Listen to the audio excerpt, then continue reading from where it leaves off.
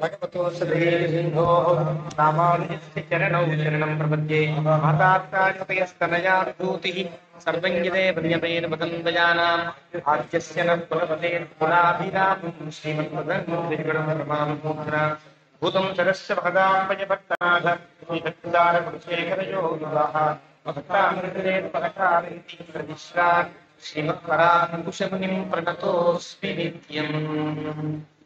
पितामहस्यापि पितामहाय प्राचेतसादेशफलप्रदाय श्रीभाष्यकारोत्तमदेशिकाय श्रीशैलपूर्णाय नमो नमस्तात्। आचार्यानस्मदीयानपि परमगुरुं सर्वमाचार्यवर्गं श्रीमद्रामानुजाख्यं मुनिमखिलजनोद्धारणायावतीर्णं पूर्णार्यं यामुनेयं मुनिवरमततौ रामराजीवनेत्रौ वन्दे नाथं मुनीन्द्रं वकुलधरचमूनाथ लक्ष्मीमुकुन्दा अस्मद्गुरुभ्यो नमः। शुक्लाम्बरधरं विष्णुं शशिवर्णं चतुर्भुजं प्रसन्नवदनं ध्यायेत् सर्वविघ्नोपशान्तये। यस्य त्रिदवक्त्राद्या पारिषद्या परश्शतं विघ्नन्ति सततं विश्वक्सेनन्दपाश्रये। ज्ञानानन्दमयं देवं निर्मलस्फटिकाख्यम् आधारं सर्वविद्यानां हयग्रीवमुपास्महे। अहङ्गुरकलादावस्थूलक्षत्वमीडे तुङ्गाय महसे तस्मै तुरङ्गाय मुखे नमः।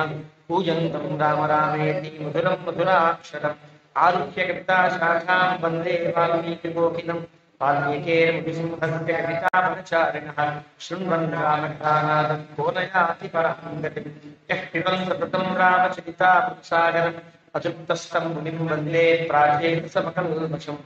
गोष्पदीकृतवाराहं वशकीकृतराक्षसं रामायण महाभारतम् अञ्जनानन्दनं वीरं जानकीशोकनाशनं कपीशमर्षहरतारं वन्दे लङ्काभिभङ्करम्।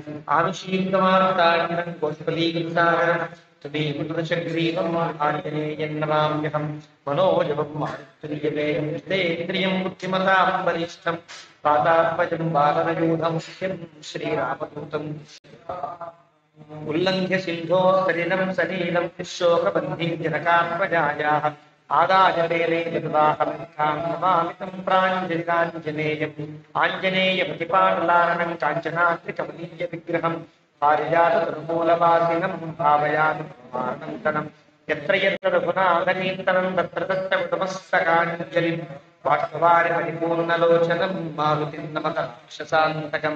वेदवेद्ये परे श्रीजाते दशरथात्मजे वेदप्राचेतसादासीत् साक्षात् रामायणात्मना चरितं रघुनाथस्य शतकोटिप्रविस्तरम् एकैकमक्षरं प्रोक्तं महापातकनाशनं।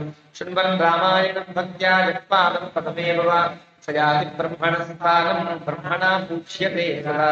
वाल्मीकिगिरिसम्भूता रामसागरगामिनी पुनाति भुवनं पुण्या रामाय नमहानति। श्लोकसारस्माकीर्णं सङ्गकल्लोलसङ्कुलं काण्डग्राहमहामीनं वन्दे रामायणार्णवम्। यः कर्णाञ्जलिसम्मुदैरहरः सम्यक् पिबत्यादनात् वाल्मीकेर्वदनारविन्दगलितं रामायणाख्यं मधु।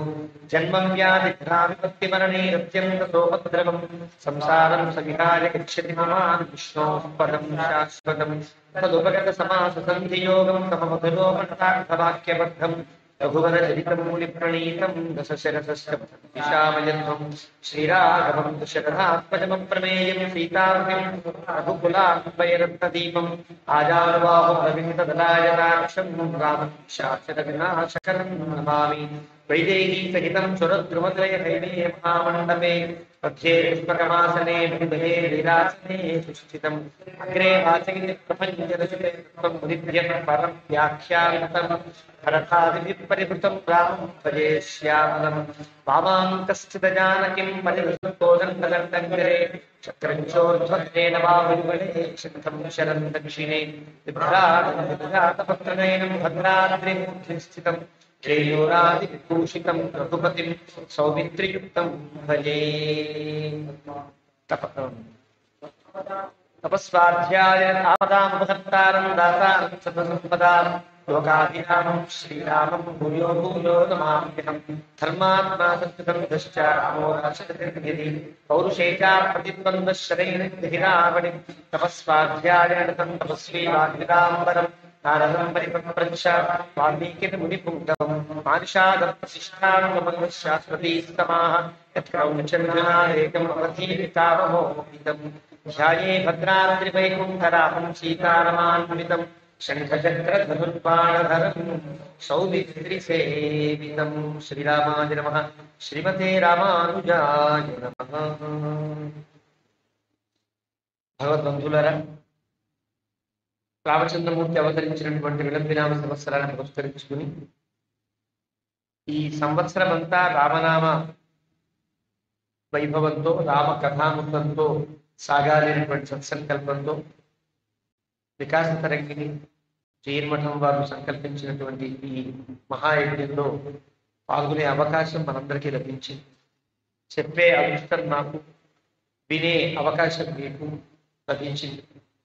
అలాంటి ఈ సంవత్సరంలో మనం ప్రారంభించినటువంటి రామాయణ కథామృత లహరిలో బాలకాండను పూర్తి చేసుకుని అయోధ్యాకాండలో ప్రవేశించాం. అయోధ్యాకాండ ప్రారంభంలోనే రాముని యొక్క గుణగణాలతో ప్రారంభమై రాముని గుణములతోనే అర్చన సాగినట్టుగా, సీతారాములు కలిసినటువంటి సందర్భం కాబట్టి గుణములతోనే వాల్మీకి అర్చన సాగించాడు ప్రారంభంలో అని అంటారు.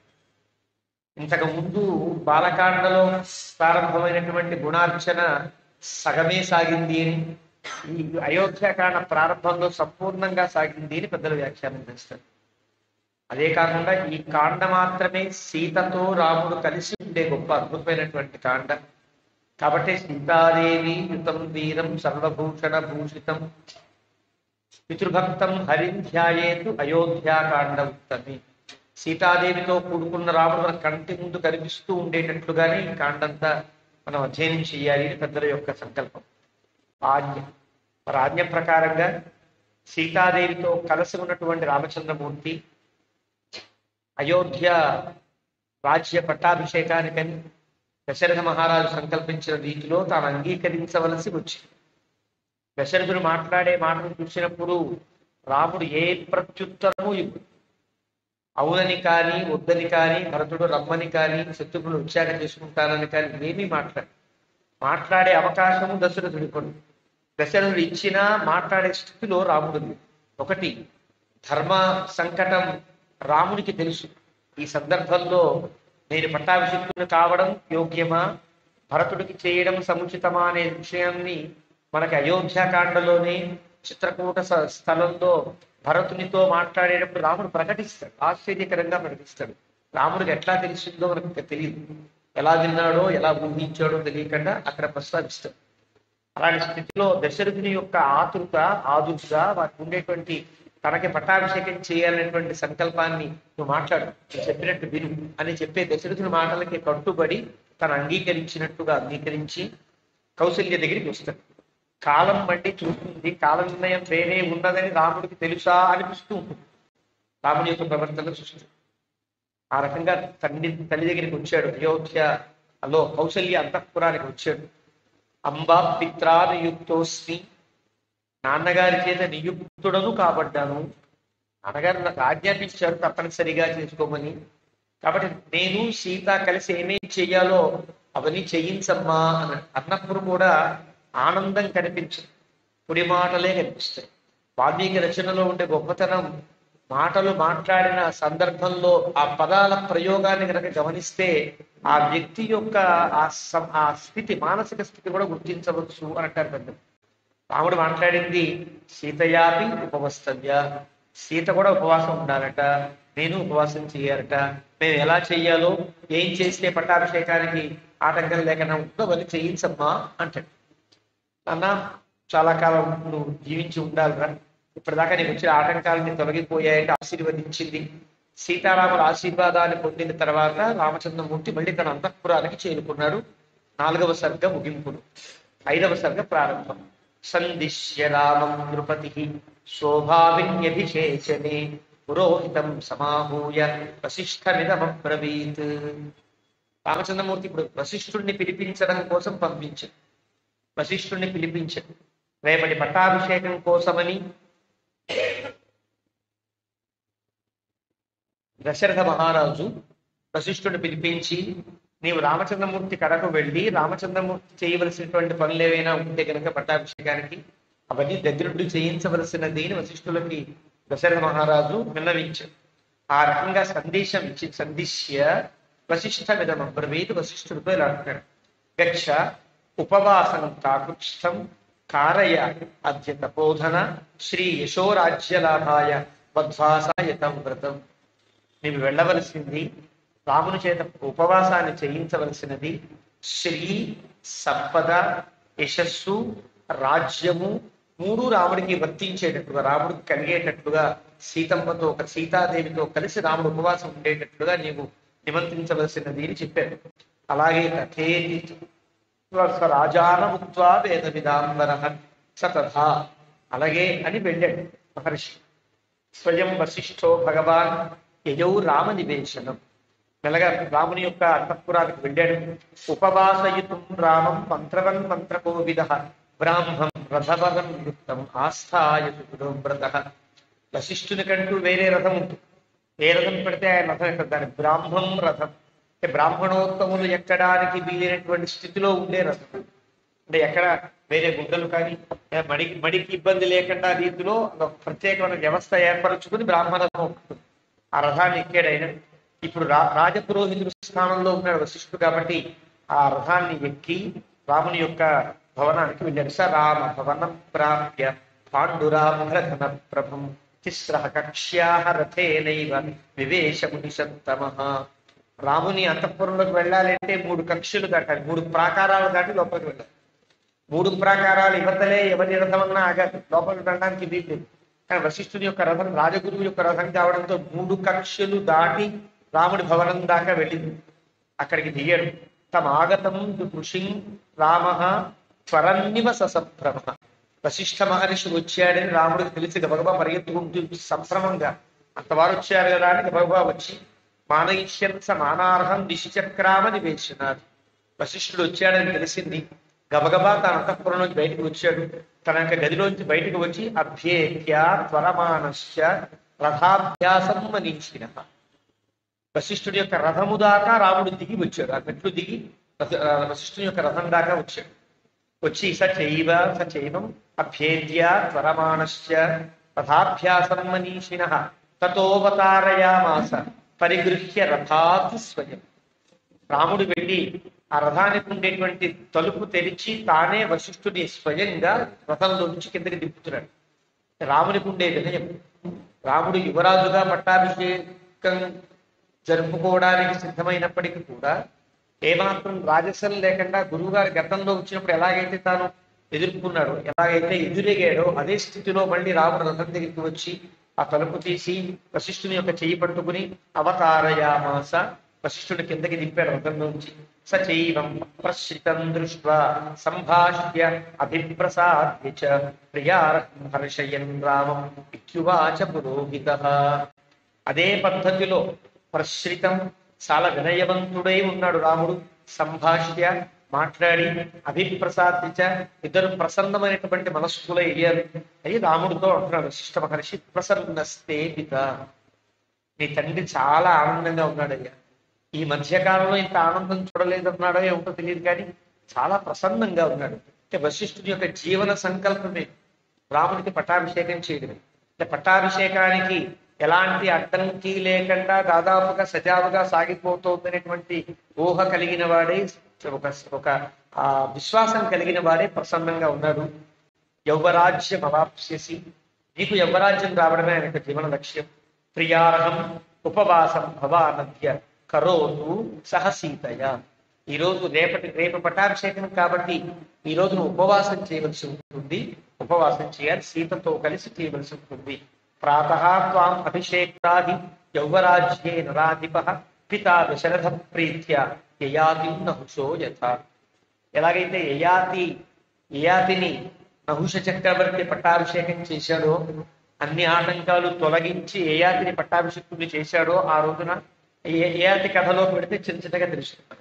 ఏ ఆటంకాలు కలగని రీతిలో యయాతిని పట్టాభిషేకం చేశాడే, అదేవిధంగా పొద్దున్నే తెల్లవారితే నీకు పట్టాభిషేకం చేయడానికి మీ నాన్నగారు అన్ని రకాల సిద్ధము చేశారు అని చెప్పారు. ఇత్యుక్త్వా స తథా రామం ఉపవాసం యతవ్రతం మంత్రవత్ కారయామాస వైదేహ్యా సహితం ముని.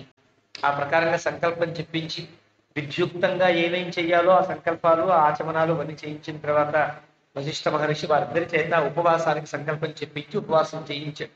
తథో యథావద్రామేణ సరాజ్ఞో గురురంచిత అభ్యనుజ్ఞాప్య కాకుత్సం యో రామ నివేశనాత్.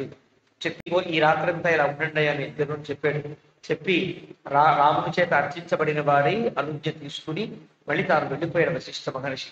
సుహృద్భిస్తత్ర రామోపి సహాసీన ప్రియంబదై సభాచితో వివేశాథ తానుజ్ఞాప్య సర్వశః. తనకి తన యొక్క ఆనందాన్ని పంచుకోవడానికి వచ్చినటువంటి మిత్రులంతా ఉన్నారు, తన తోటి వాళ్ళంతా ఉన్నారు. వారందరితో రాముడు కూర్చుని ఈ విధానం అంతా చెప్పి వాళ్ళందరినీ ఆనందపరిచి వాళ్ళని కూడా జాగ్రత్తగా పంపించాడు. అందరినీ కూడా జనబృందోర్మి సంఘర్ష స్వనవతస్తద బభూవ రాజమార్గస్య సాగరస్యేవ నిస్వరమ. ఒకసారి బయటికి వచ్చి చూస్తే పెద్ద జనఘోష, అందరికీ చాలా ఆనందం. ఎక్కడెక్కడ జన బృందాలన్నీ కలిసి చాలా ఆనందంగా ఈ పట్టాభిషేకం గురించి మాట్లాడుకుంటారు. ఎలా సముద్రం దగ్గర పెడితే ఘోష ఎలా ఉంటుందో, నిర్విరామ ఘోష ఎట్లా ఉంటుందో, ఇక్కడ ఒక బృందం మాట్లాడుకుంటుంటే ఆ సౌండ్ తగ్గంగానే ఇంకో బృందం మాట్లాడుకుంటుంది. అలాగా ఈ సౌండ్ సాగరస్యేవ నిస్వనం, ఓ సముద్రపు ఘోషలాగా అయోధ్య అంతా వ్యాపించి ఉంది.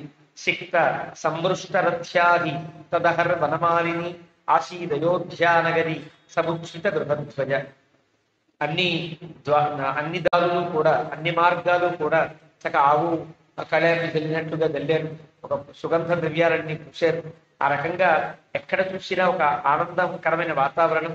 ప్రతి ఇంటి మీద ఎగిరే ఒక ధ్వజం ఆనందంగా పట్టాభిషేకానికి చిహ్నముగా ఉండేటట్టుగా ఈ రాజ్య చిహ్నమైనటువంటి కోవిదార వృక్షాన్ని లిఖించినటువంటి ధ్వజములన్నీ కూడా ప్రతి ఇంటి మీద వేసుకున్నారు.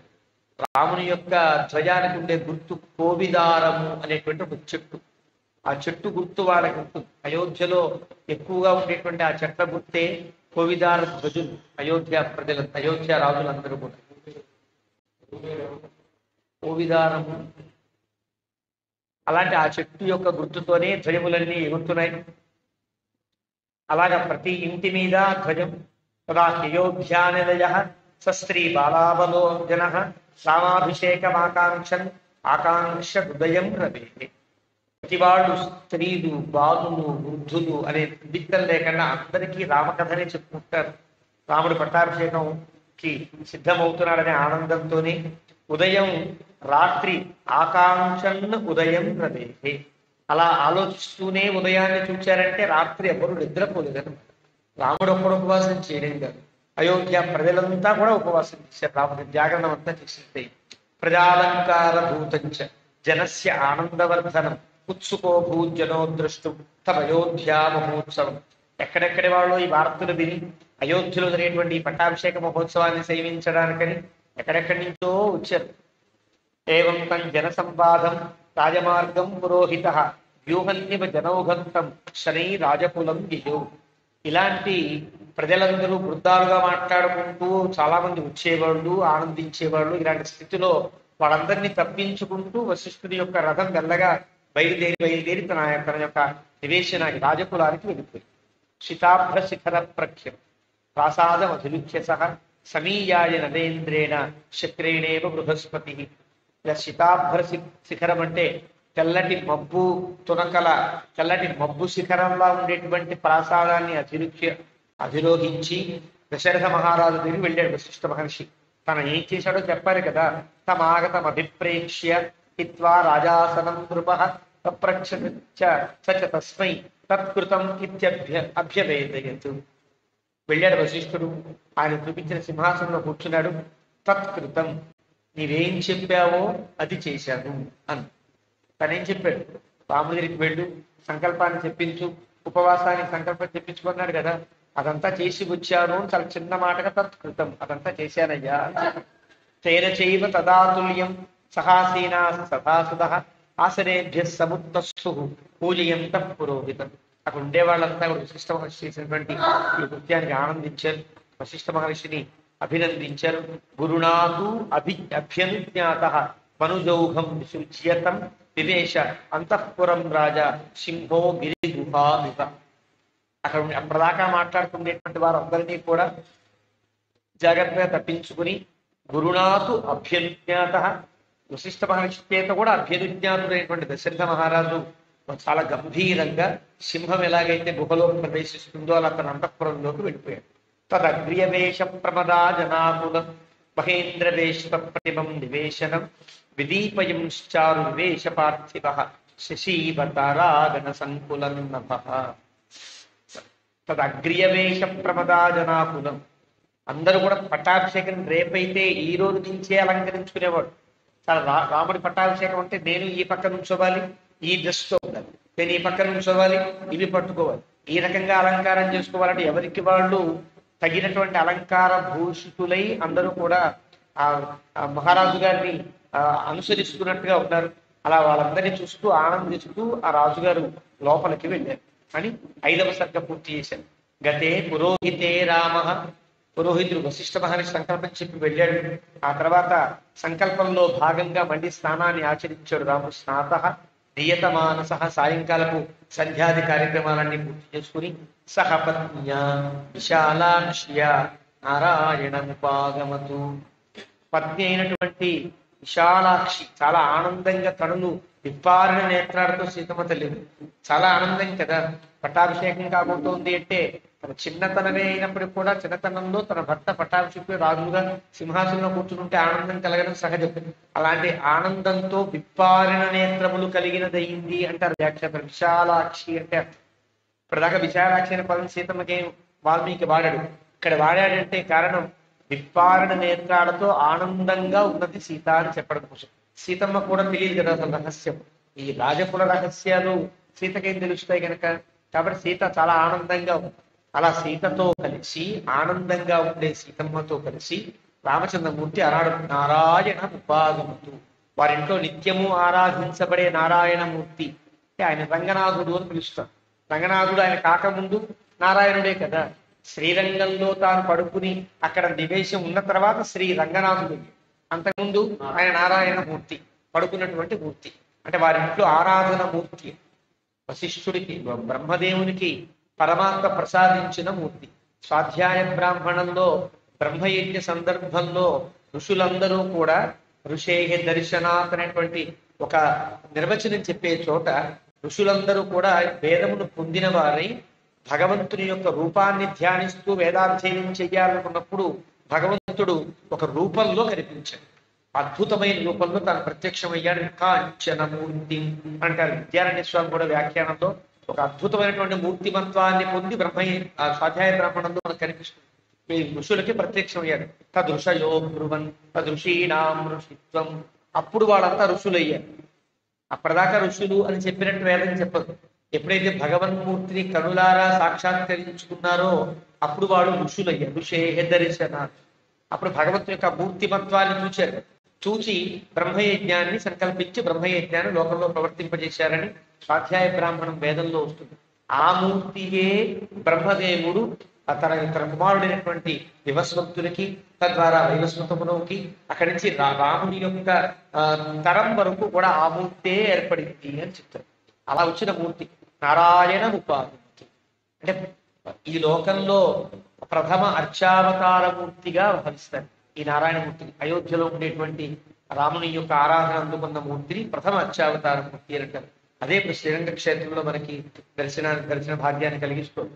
అప్రదృశ్య శిరసా పాత్రీన్ హవిషో విధివత్తద మహతే దైవతాయాజ్యం జుహావజ్వలితేనలే. ఏదైతే వశిష్ఠ మహర్షి విద్యుక్తంగా అక్కడ ఏర్పాటు చేసి వెళ్ళాడో దానికి తగినట్టుగా హవిస్సును తీసుకుని ఆ రోజు హోమాన్ని ఆచరించాడు. సాయంకాలపు హోమాన్ని రామచంద్రమూర్తి ఆచరించాడు. ఆచరించిన తరువాత శేషంచ హవిషస్తస్య ప్రాస్య ఆశాస్య ఆత్మన, ఆ హవిస్సుని ఆరగింపైనటువంటి ప్రసాదమును స్వీకరించను. ఉపవాసం అంటే కట్టిక ఉపవాసం చేయమని చెప్పరు. ఉపవాసం అనే పద్ధతికి నియమం ఉండదు. మన ఇంట్లో ఉండే నిత్యము ఆరాధించే మూర్తికి ఆరగింపు చేసి ఆరగింపైన ప్రసాదాన్ని ఇన్ని కవళములు తీసుకుంటే అది కూడా ఉపవాసం. అంటే రోజు తినేటువంటి కడుపు నిండా తినేటువంటి తిండి కంటే భిన్నంగా ఆరగింపు చేసిన ప్రసాదాన్ని విసర్జించకుండా తినుట, ఇది కూడా ఉపవాసంలో లెక్క. మరి ఎవరు ఉపవాసం చేస్తారు? ఇంట్లో నిత్యారాధన లేని వాళ్ళు ఆ రోజు దేవుడిని పెట్టుకుని ఆరోగ్యం తినే అవకాశం లేదు కాబట్టి నిత్యారాధన లేని వాడు ఉపవాసం చేయవలసి ఉంటుంది. కానీ నిత్యారాధన ఉండి నిత్యము కూడా అనుష్ఠానం దేవతార్చన ఉన్నవాడు పూర్తి ఉపవాసం ఉండక్కర్లేదు. ఆ భగవంతుని యొక్క ప్రసాదాన్ని విసర్జించిన పాపం అవుతుంది అని వృద్ధహారీత స్మృతి తప్పనిసరిగా. అది ఏకాదశి అయినా కావచ్చు. ఆ రోజు నువ్వు దేవుడికి ఆరోగ్యం పెట్టిన తర్వాత ఆ ప్రసాదాన్ని స్వీకరించకపోతే ఏకాదశి నీకు ఏమిటి? ఏకాదశి చేస్తున్న ఫలితమే భగవద్ అనుగ్రహం. భగవద్ అనుగ్రహానికి నేరుగా లభించే విధానమే ప్రసాదం ద్వారా. ప్రసాదాన్ని విసర్జించిన తర్వాత నీకు అనుగ్రహం ఎట్లా లభిస్తుందయ్యా అని వృద్ధహారీత స్మృతిలో ప్రసాదాన్ని విసర్జించకండి, ప్రసాదాన్ని స్వీకరించాలి అని చెప్తారు. రామచంద్రమూర్తి కూడా శేషంచ హవిష తస్య ప్రాశ్య ఆశాస్య, ఆ హవిస్సుని ఆరగింపినటువంటి ప్రసాదాన్ని యజ్ఞానికి నిర్వర్తింపజేసినటువంటి ఆ ప్రసాదాన్ని స్వీకరించారు. ఇద్దరు కూడా ధ్యాయన్ నారాయణ దేవం స్వాస్తీర్ణేష సంస్థరే. ఏదైతే వశిష్ఠ మహర్షి కుశాస్తీర్ణమైనటువంటి ఒక స్థితిని ఏర్పరిచాడో అలా ఆ విధంగా వాటి మీద కూర్చుని ధ్యాయన్ నారాయణం దేవం, తన యొక్క నిత్యారాధనమూర్తి అయినటువంటి నారాయణమూర్తిని ధ్యానం చేస్తూ సీతమ్మ తల్లి రామచంద్ర ప్రభువు కూడా అక్కడ ఆ కుశ సంవత్సరం మీద కూర్చుని ఉన్నారు.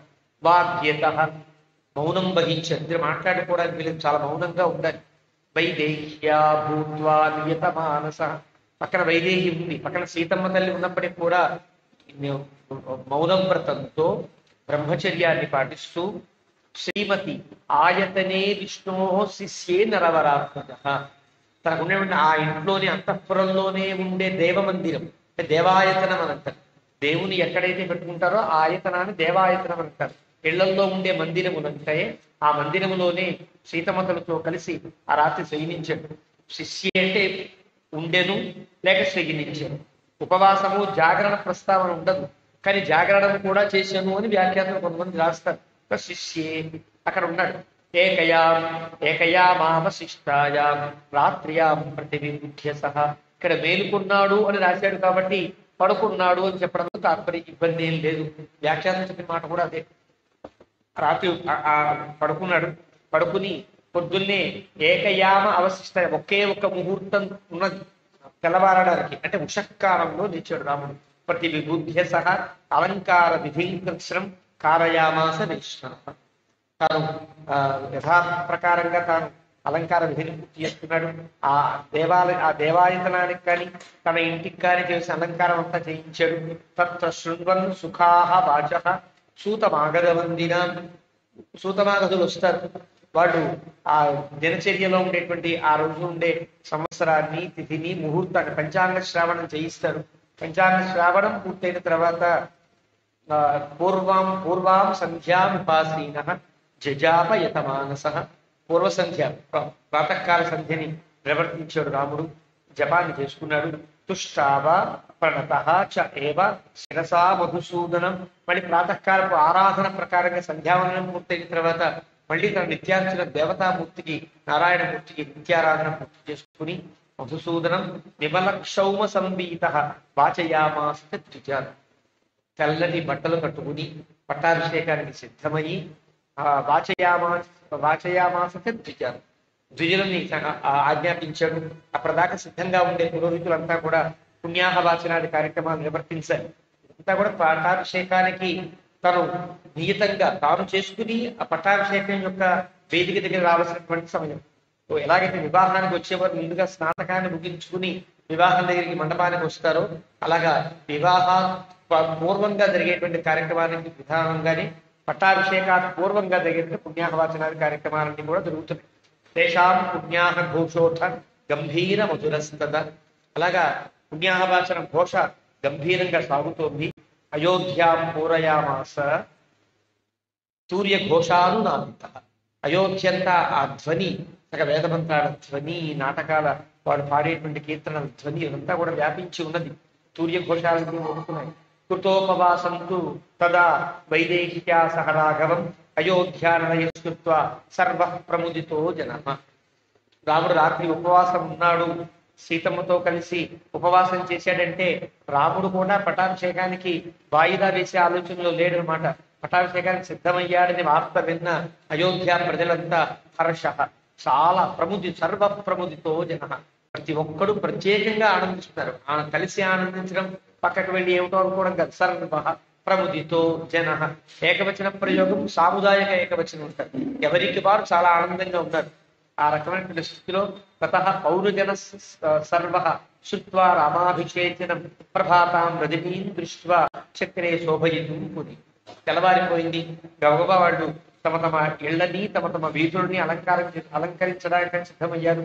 చితాభ్ర శిఖరాభేషు దేవతాయతనేషు చతుష్పథేషు రథ్యాసు చైత్యేషు అట్టాలకేషు శితాభ్ర శిఖరాభేషు దేవాయతనేషు. ఒక్క దేవాలయం అనేది రాముని అంతఃపురంలో కాదు, చాలా చోట్ల ఉంటాయి కదా. ఎక్కడెక్కడ దేవాలయాలు ఉన్నాయో మనకి చాలా మంది ఈనాడు మన పిల్లలు చదువుకునేటువంటి సాంఘిక చరిత్ర పుస్తకాలలో బౌద్ధ ఆరామములను చూసి భారతీయులు దేవాలయం కట్టడం నేర్చుకున్నారు అనే మాటలు చాలా శుద్ధ తప్పులు అని చెప్పడానికి వాల్మీకి రామాయణంలోని కోకొల్లలుగా మనకి ఉదాహరణ కనిపిస్తాయి. ఎక్కడ సరైనటువంటి జనసంబాధం ఉండేటువంటి ప్లేసులో దేవాయతనాలు ఉన్నాయి, దేవాలయములు దేవ మందిరములు ఉన్నాయి అని చెప్తారు. అలా అన్ని దేవాలయాలను చాలా చక్కగా అలంకరించారు. చతుష్పథేషు రథ్యాసు, ఎక్కడైతే ఒక చౌరస్తాలంటే సెంటర్, అక్కడ కూడా చాలా అందంగా దీపస్తంభాలు కట్టి అలంకరించారు.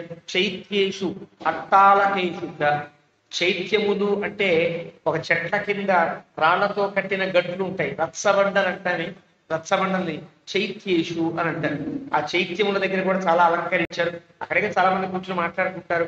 అట్టాలకేషు, ఉచితంగా అన్నాన్ని పెట్టే కొన్ని చోట్లు ఉంటాయి. కేవలం ఏదో డబ్బులు తీసుకుని పెట్టే విధానం కాకుండా ఎవరొచ్చినా కూడా ఉచితంగా అక్కడ వెళ్ళడం, హాయిగా సామాన్లు చేసి వెళ్ళిపోతూ ఉండడం లాంటి అలాంటి స్థితులు ఉంటాయి. అట్టాలకములు అంటే అలాంటి అట్టాలకములు కూడా ఈనాడు హోటల్స్ అనే పదం కూడా అట్టాలకం నుంచి వచ్చిందా అనిపించేటట్టుగా ఉంటుంది ఆ పదం. అట్టాలకేషు. అట్టాలకములు అంటే అన్నపానాదులన్నీ కూడా అందరికీ అందించే ప్రదేశం ఇవన్నీ కూడా. అలాంటి ప్రదేశాలు కూడా చాలా ఆనందంగా అలంకరించారు.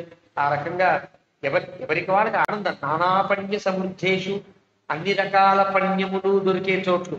ఈనాడు మనం కనిపించేటువంటి మోర్ లాంటి మాల్స్ అవన్నీ కూడా నానాపణ్య సమృద్ధాలుగా ఉండేటువంటి ఆ విపణి వీధులన్నీ కూడా అలంకరించారు. శ్రీమత్సు భవనేషు, వాడికి ఇది నా ఇల్లా ఇంకో ఇల్లా ఏం లేదండి. ఏ ఇల్లు తోరణం లేకుండా కలిస్తే ఆ ఇంటి తోరణం కట్టేది. అంటే ఆ ఊళ్ళో ఉండే అయోధ్యలో ఉండే ఇళ్ళన్నీ కూడా తోరణములతో ప్రకాశించాలి. శ్రీవత్సు భవనేషు సభాసు చైవ సర్వాసు వృక్షేషు ఆలక్షితేషు, చెట్టు కనిపిస్తే చెట్టుకు కూడా అలంకారం చేశారు పూలదండలు కట్టి. అంటే అంత ఆనందపడుతున్నారు అంతా కూడా. ధ్వజా సముచ్ఛ్రితాశ్చిత్రా పతాకాశ్చ అభవంస్త. ధ్వజములన్నా పతాకములన్నా ఒక్కట్లాగే అనిపిస్తుంది. ధ్వజము అంటే ఎప్పుడు మార్పు లేకుండా ఉండేది. అయోధ్యలో ఎప్పుడు మార్పు లేకుండా ఉండేది కోవిదార ధ్వజం. భారతదేశంలో ఎప్పుడు మార్పు లేకుండా ఉండేది త్రివర్ణ ధ్వజం. మళ్ళీ పతాకములు అంటే ఆ సందర్భాన్ని అప్పుడు జరిగే ఉత్సవమును ప్రకటించేటట్లుగా ఉండేవి కొన్ని ఉంటాయి. ప్రత్యేక ఉత్సవం అనుకోండి, ఆ ఉత్సవానికి ఒక గుర్తు పెట్టుకుని ఒక లోగో తయారు చేసుకుని ఆ పతాకాలు ఎగరేస్తారు. రెండు ఉంటాయి, ధ్వజములు ఉండాలి, పతాకములు ఉండాలి. ఈ రెండు చెప్తున్నాడు వాల్మీకి. ధ్వజాహ సముచ్ఛ్రితాహ చిత్రాహ పతాక. చిత్రాహ పతాక, చిత్రములైన పతాక అంటే అర్థం ఎవరికి వాళ్ళు. రాముడి పట్టాభిషేకం కదా, రాముడు రాజే సింహాసనంలో కూర్చున్నట్టుగా ఒకళ్ళు వేసు, ఇంకోళ్ళు ఇంకో రకంగా ఎవరికి వాళ్ళు తోచినట్టుగా పతాకాలు ఎగరేసుకుని ఎవరింటి మీద వాళ్ళు ఎగరేసుకుంటారు పతాకాలు. అలా ధ్వజములు పతాకములు కూడా ఎగురుతున్నాయి. నర్తక సంఘాన గాయకానాంచ గాయత మనఃకర్ణ సుఖావాచ శుశ్రూశ్చ తతస్తత. అన్ని చోట్ల గాయకులు ఏదో చెప్పినట్టుగా కాకుండా వాళ్ళకి స్వయంగా గానం చేసేవాడు గానం, నృత్యం చేసేవాడు నృత్యం, సూర్య ఘోషలు వాయించేవాడంతా అనాదాలు. మరి ఎవరికి వాడు మనఃకర్ణ సుఖాహ, మనస్సుకి చెవులకి ఆనందం కలిగించే రీతిలో ఈనాడు సౌండ్స్ పెట్టి పక్కవాళ్ళు గుండెలు అవిసిపోయేటట్టుగా కాకుండా అందరికీ ఆనందం, చెవులకు ఆనందం కలగాలి, మనస్సుకు ఆనందం కలిగేటట్టుగా సూర్యఘోష సాగుతోంది. శుశ్రూశ్చ తతస్తత రామాభిషేకయుక్తాశ్చ కథా చక్రు విశో జనా. అక్కడ ఉండేటువంటి ప్రజలంతా కూర్చుని మాట్లాడుకుంటుంటే ఏం మాట్లాడుకుంటారు? రామాభిషేకం గురించి మాట్లాడుకుంటారు. రాముడు ఈ బట్టలు కట్టుకు వస్తాడరా, ఇలా కూర్చుంటాడు, ఇలా నడుస్తాడు, ఇలా కూర్చుంటే ఇలా వశిష్ఠ మహర్షి ఇలా ఇలా అంటారట అని ఎవరికి వాళ్ళు ఆ నాటకాన్ని ఆ దృశ్యాన్ని ఓ రూపకం చేస్తున్నట్టుగా కథలుగా మాట్లాడుకుంటున్నారు. రామాభిషేకే సంప్రాప్తే చత్వరేషు గృహేషు. అన్ని చోట్ల అన్ని చౌరస్తాలలో అన్ని ప్రాంతాలలో కూడా రాముని యొక్క కథలే సాగుతున్నాయి. పాలా అతి క్రీడమానా గృహద్వారేషు సంఘచ రామాభిషవ సంయుక్త శత్రుదేవం విధా కథా. చిన్నపిల్లలు ఆడుకోవడంలో కూడా అవి ఇవి ఆడుకోవట్ల, పట్టాభిషేకం ఆటలాడుకుంటారు. అంటే ఒకడు కూర్చోబెట్టాం సింహాసనంలో, వీడు రాముడు రా, నేను వశిష్ఠుణ్ణి అని ఎవరికి వారు రూపకాలు చేసుకుంటూ ఆడుకుంటారు. రాముని యొక్క పట్టాభిషేకానికి ఎంత అయోధ్య ప్రజలంతా ఎంత మానసికమైనటువంటి హృదయ సంవేదనం పొందారో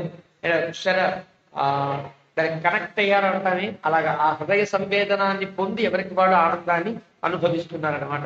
ఆ రకంగా కృత పుష్పోపహారశ్చ ధూపగంధాధివాసిత రాజమార్గ కృత శ్రీమాన్ పౌరై రామాభిషేచినే. ఎవరికి వారు ఆ వీధులన్నీ కూడా చాలా ఈ ధూపగంధాలతో అధివాసనం చేస్తున్నారు. ప్రకాశ కరణార్థంచ నిశాగమన శంకయ దీపవృక్షాస్తథాం చక్రు చక్షు అనురధ్యాసు సత్. ఇంకా మళ్ళీ సాయంకాలం అయ్యేటప్పటికి జనాలకు ఇబ్బంది కలుగుతుందేమో అని ఎక్కడెక్కడ మణి దీపాలు లేని చోట్లు ఉంటాయి కదా, అక్కడక్కడ దీప వృక్షాలు స్థాపించారు. అంటే చెట్లకి ఈనాడు మనం సీలింగ్ లైట్ కట్టి తయారు చేస్తున్నామే, అలా అదే విధంగా అన్నట్టుగా ఎక్కడెక్కడ చెట్లు ఉంటే అక్కడెక్కడల్లా తగినటువంటి దీపాలు పెట్టారు. ఇది కాకుండా దీప వృక్షములని ఉంటాయి, ఇత్తడి దాంతో చేస్తారు. వృక్షంలాగే ఉండి రామవృక్షాలు దీప వృక్షాలు అంటారు. అలా అంటే వచ్చేవారికి కానీ వెళ్ళేవారికి కానీ ఉన్నవారికి కానీ ఎవరికి సాయంకాలపు నిశాగమన కాంక్ష అంటారు. అయ్యో రాత్రి ఇంటి కనిపించట్లేదు ఇక్కడ అనే అభిప్రాయం మనకు కలగకుండా ఉండే రీతిలో ఎక్కడెక్కడ చీకటికి అవకాశం ఉందో అక్కడక్కడ దీప వృక్షాలు పెట్టేశారు అయోధ్య ప్రజలు. ఆ రకంగా దీపవృక్షాంశధా చక్రు అనురథ్యాసు. అంటే ప్రధాన వీధులకు ఉపవీధులుగా ఉండేటువంటి సందులు ఉంటాయి, సందుల్లో కదా దీపాలు కావాలి, అక్కడల్లా కూడా దీపవృక్షాలు పెట్టారనమాట. అలంకారం పురశీలం కృత్వా తత్పురవాసిన ఆకాంక్షమాణ రామస్య యౌవరాజ్యాభిషేచనం. ఆ విధంగా అలంకారం జరిగి రాముని యొక్క పట్టాభిషేకం కోసం అంతా ఎదురు చూస్తున్నారు. సమేత్య సంఘర్ష సర్వే చత్వరేషు సభాసుట కథయంతో విధస్తత్ర ప్రశసం సుర్జనాధికం. దశరథుడు ఎంత గొప్పవాడు, ఇంకా చాలా కాలం పరిపాలించాలనేటువంటి తాపత్రయం లేకుండా చక్కగా తాను పరిపాలన ఆపుకుని రాముడికి పట్టాభిషేకం చేస్తున్నాడు. ఎంత గొప్పవాడు ఎంత గొప్పవాడు అంటూ దశరథుడిని పొగుడుతూ వాళ్ళు ఆనందిస్తున్నారు. వాళ్ళందరూ కూడా అహో మహాత్మా రాజా అయం ఇక్ష్వాకు కులనందన. ఎంత గొప్పవాడు దశరథుడు. జ్ఞాత్వాయో వృద్ధమాత్మ, తన ముసలివాడిని ఇప్పటికైనా గుర్తించి మా రాముడికి పట్టాభిషేకం చేస్తున్నారు. ఎప్పటి నుంచో ఉంది రాముడికి పట్టాభిషేకం అయితే బాగుండదు కదా. 12 ఏళ్ళు రాముడు ఖాళీగానే ఉన్నాడు, అయోధ్యలో సుఖంగానే ఉన్నాడు. కానీ ఎప్పటి నుంచో వీళ్ళ ప్రజలందరికీ రాముడు ఎప్పుడెప్పుడు అవుతాడా అని ఉందన్నమాట. ముసలివాడు అయిపోయాడు కదా దశరథ మహారాజు, ఎప్పుడైనా చెప్పచ్చు కదా అని ఎదురు చూస్తున్నారు. ఆ ఎదురు చూస్తున్నారు కాబట్టి ఈ మాట తగిలిగారు. జ్ఞాత్వా యో వృద్ధమాత్మానం రామం రాజ్యేభిషేకమయ్య. ఈనాళ్ళకి ఆయన ముసలివాడైనట్టే ఆయన తెలిసింది, రాముడికి పట్టాభిషేకం చేస్తున్నారు. సర్వేపి అనుగృహీతాస్మ, మేమంతా అనుగ్రహించబడ్డాము. ఎన్నో రామామహీమతి శిరాయ భవితా గోప్త దుష్టలోక పరావ. ఇంతకాలానికి దశరథునికి మంచి సంకల్పం కలిగి రాముడి పట్టాభిషేకం చేశాడు. దీనివల్ల దుష్టలోక పరావర, ఈ లోకంలో మేము సుఖంగా ఉండేటట్టు పై లోకంలో కూడా సుఖాన్ని పొందేటట్టుగా గొప్ప రాజ్యం ఏర్పడబోతోంది అంటూ ప్రజలంతా ఆనందిస్తున్నారు. అనుద్ధతమనా విద్వాన్ ధర్మాత్మా భ్రాతృవత్సల యథాచ భ్రాతృషు స్నిగ్ధ తథా అస్మాస్తపి రాఘవ. రాముడు ఎంత మంచివాడు. అనుద్ధతమనాహ, ఎప్పుడు ఉద్ధతి లేదు కదా. తాను రాజకుమారుడని కానీ ఏదైనా తప్పు చేస్తున్నారని దండించడం కానీ, ఏదో గట్టిగా పరుషంగా మాట్లాడడం కానీ ఇవేమీ లేవే. అనుద్ధతమను మనస్కుడు కదా రాముడు. విద్వాన్, ఎలాగా తెలిసి కూడా ఇది తప్పు ఇది ఒప్పు, దీనికి దండించవలసిన అవసరం ఉంటుంది, వీటిని ఇలా దారిలో పెట్టవలసి ఉన్నటువంటి స్థితిని తాను తెలిసినటువంటి విద్వాంసులైనప్పటికీ కూడా అనుద్ధత మనాహ, వాటిని బాగు చేసే విధానంలో ఎలాంటి పరుషము లేకుండా ఇలా ఉంటే బాగుపడవురా, ఇలా ఉండాలిరా అని చెప్తాడు తప్ప ఇలా ఉండాల్సిందే అనే మాట అనడే రాముడు. విద్వాన్ ధర్మాత్మ, ధర్మం తెలిసినవాడు, భ్రాతృవత్సల, తమ్ముళ్ళ యందు ఎంతో ప్రేమ కలిగిన, తమ్ముళ్ళ యందు చాలా వాత్సల్యం కలిగిన వాడు. ఎలాగైతే తన తమ్ముళ్ళ యందు ప్రేమను కలిగి ఉంటాడో అదే స్థితిలో మా యందు కూడా ఉంటాడు కదా అంటూ ఆనాటి యువజనమంతా, యువకులంతా కూడా రాముడికి ఆ తమ్ముళ్ళెంతో మేము అంతే కదా అని ఆనందిస్తున్నారు. చిరంజీవుడు ధర్మాత్మ రాజా దశరథోనగా యత్ ప్రసాదేన అభిషిక్తం రామం ద్రక్ష్యామహే విజయం. దశరథ మహారాజు ఇంకా చాలా కాలం ఉండాలి, ఇంత మంచి పని చేశాడు, రాముడికి పట్టాభిషేకాన్ని నిర్ణయించాడు అంటూ ఏవం విధం కథయతాం పౌరాణాం శుశ్రూషుస్తద దిగ్యోపి ప్రవృత్తాంతా ప్రాప్తా జానపదా జనాః. ఈ విధంగా కథలు చెప్పుకుంటూ ఆనందంగా గడుపుతున్నారు. ఇలాంటి ధ్వనులే అన్ని చోట్ల వినిపిస్తున్నాయి. తేజు దిగ్భ్యపురీం ప్రాప్తా ద్రష్టుం రామాభిషేచనం రామస్య పూరయామాసు పురీం జానపదా జనాః. వాళ్ళందరికీ మిత్రులుగా ఉండే వాళ్ళందరికీ కబుర్లు పెట్టారు. ఎక్కడెక్కడి నుంచో వారి బంధువులంతా వచ్చేస్తున్నారు. ఎవరిళ్ళకి వాళ్ళకి బంధువులతో నిండిపోతుంది. మన సీతారామ కళ్యాణ మహోత్సవంలో మన ఇళ్ళన్నీ నిండిపోయినట్లుగా అక్కడ ఉండేవాళ్ళందరూ అందరినీ పిలిపించి వచ్చేసి పట్టాభిషేకం అవుతుందంటే ఆ వచ్చే వాళ్లతో ఆగంతుకులతోనే అయోధ్య నిండిపోయినట్టుగా జనౌహి తై విసర్పద్భి శుశ్రువే తత్ర నిస్వన. గొప్ప ధ్వని ఏర్పడింది. ఎవరికి వాళ్ళు చాలా ఆనందంగా, చాలా కాలం క్రితం కలిసిన వాళ్ళు అప్పుడు కలిస్తే వాళ్ళ మాటలు ఎలా ఉంటాయో తెలుసు కదా. పెద్ద ఘోష, అందరికీ చాలా పరస్పరం మాట్లాడుకుంటూ ఆనందిస్తున్నారు. అది పెద్ద ధ్వని ఏర్పడింది. పర్వస్సు ఉదీర్ణ వేగస్య సాగరస్యేవ నిస్వన. ఒక పౌర్ణమి నాటి సాయంకాలం కనుక సముద్రం ఎలాగైతే ఉప్పొంగి పెద్ద ధ్వని చేస్తుందో అలా ఉంది అయోధ్య. తతః సన్నిభం పురం దిదృక్షుభిః జానపదైరుపాగతైః సమంతతః స్వస్వనమాకులం బభౌ సముద్రయాదోభిరివార్ణబోధకం. ఇంద్రుని యొక్క అమరావతిలో ఏ విధంగా అయితే ఒక పెద్ద కల్లోలంగా మంచి జనౌహంగా ఆ సమర్థంగా ఉంటుందో ఆ రకంగా గొప్ప ధ్వనులతో అయోధ్య అంతా నిండి ఉన్నది. సముద్ర యాదోభిరివార్ణబోధకం. జల జంతువులన్నీ కూడా ఆనందంగా లోపల తిరుగుతున్న సముద్రంలో మరింత కల్లోలం ఏర్పడుతుంది. యాదోభిగి అంటే సముద్ర జల జంతువుల చేత, అంటే తిమింగిలాలు కావచ్చు, తిమింగలగలాలు కావచ్చు, ఏవైనా ఉంటాయి, వాడన్నింటి చేత సముద్రం శోభించినట్టుగా అయోధ్య అంతా వచ్చేవాళ్ళతో వెళ్లే వాళ్ళతో రాకపోకలతో జన సంబర్ధంగా ఉంది అంటూ 6వ సర్గని ముగించాడు వారిని. అసలు 7వ సర్గ ఇక్కడి నుంచి ప్రారంభం. కథ మలుపు తిరిగే కథ ప్రారంభం. వాల్మీకి ఈ సర్గ ప్రారంభిస్తూనే జ్ఞాతిదాసి యతో జాత కైకేయాస్తు సహోషిత అని ప్రారంభిస్తారు. యతో జాత, ఎక్కడ పుట్టిందో తెలియదు. కోపం వస్తే వీడు ఎక్కడ పుట్టాడో బాబు అంటామే, ఆ వాల్మీకి కూడా ఇంత అందంగా ఇంత ఆనందంగా ఉండేటువంటి ఒక సంఘంలో పెద్ద ఏదో విషపు చుక్కబడినట్లుగా యతో జాత, ఎక్కడ పుట్టిందో దానికి తెలియదు.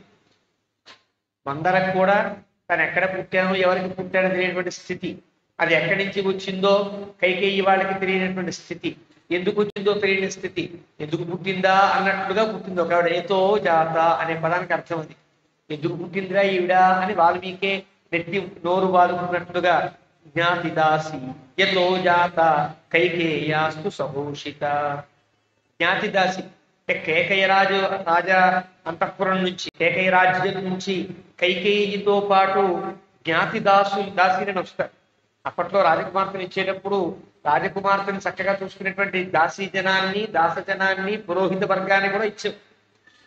ఈనాడు వరకు రాజరాజ నరేంద్రుడు రాజమండ్రి ప్రాంతంలో కేరళ అమ్మాయిని వివాహం చేసుకుంటే, తమిళనాడు చోళపట్టణం పాండ్యపట్టణం ఆ రాజకుమార్తెను చేసుకుంటే, ఆ రాజకుమార్తె రాజుగారు ఆ అమ్మాయితో పడు పేరేదో ఉంది.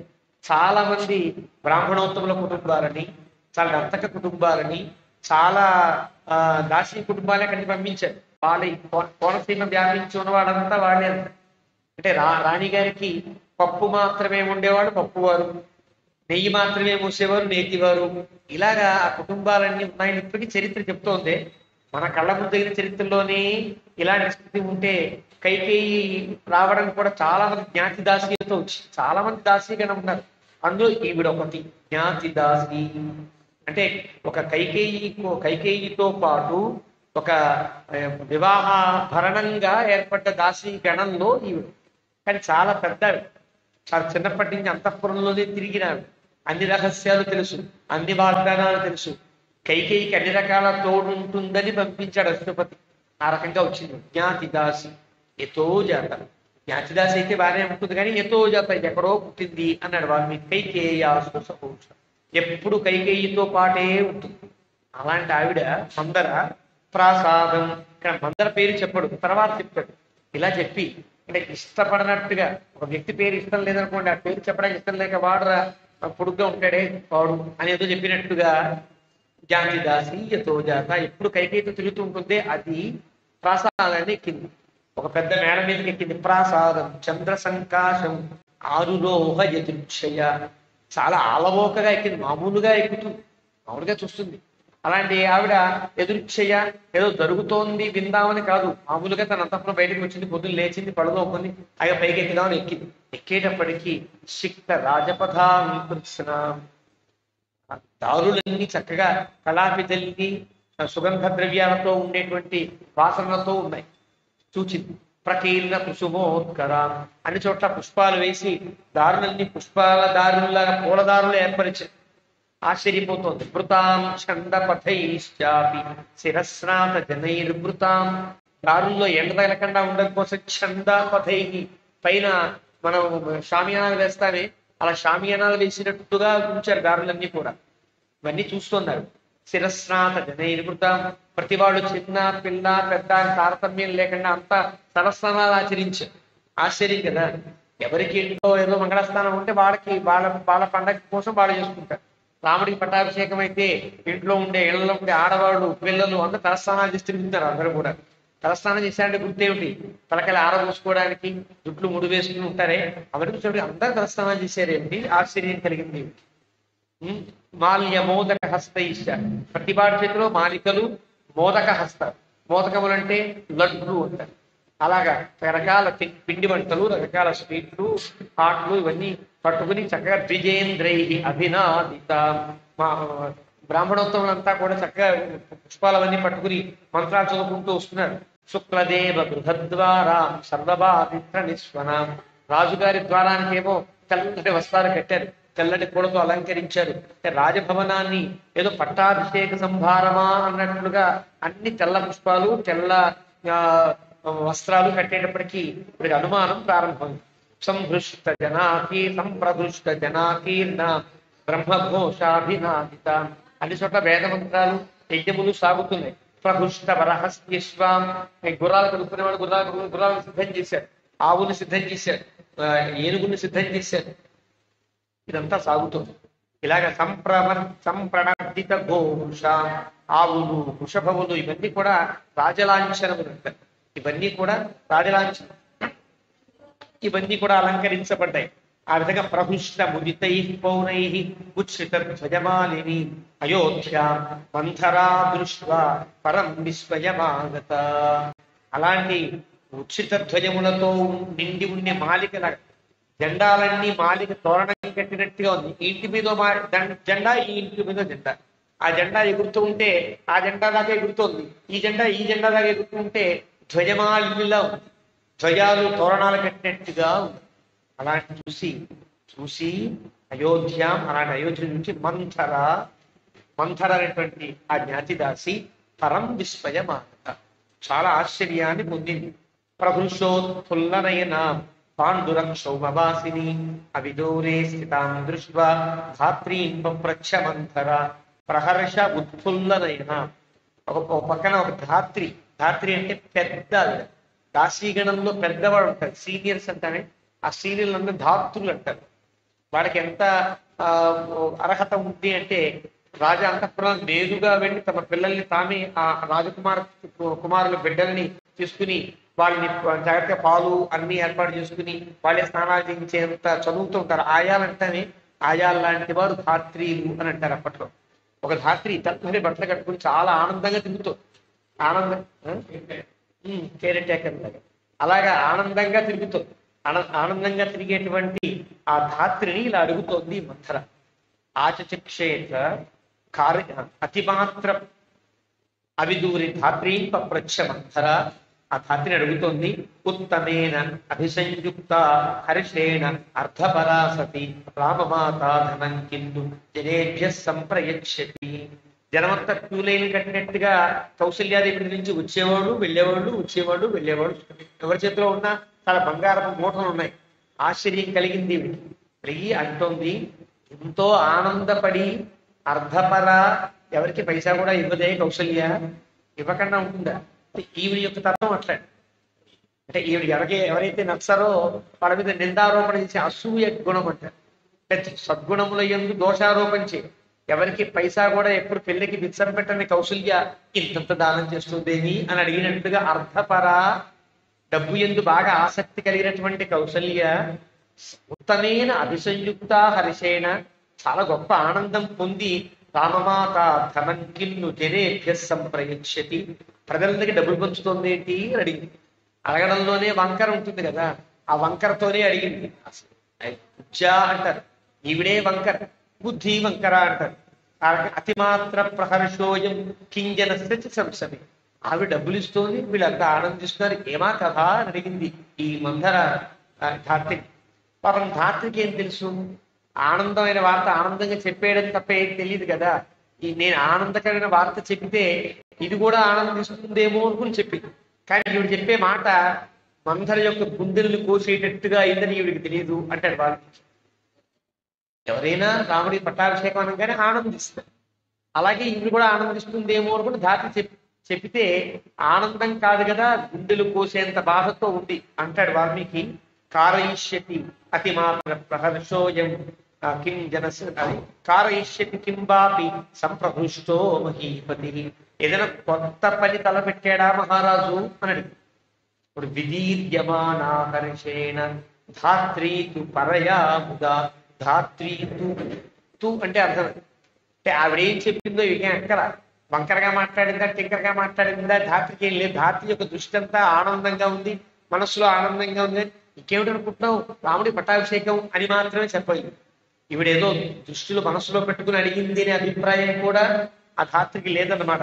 విదీర్యమాణా హర్షేణ ధాత్రీతు ధాత్రి అయితే మందర మాట సరిగ్గా వెళ్ళా. ఏమిటనుకుంటున్నావు, రాముడి పట్టాభిషేకం అని ఆనందంగా చెప్పు.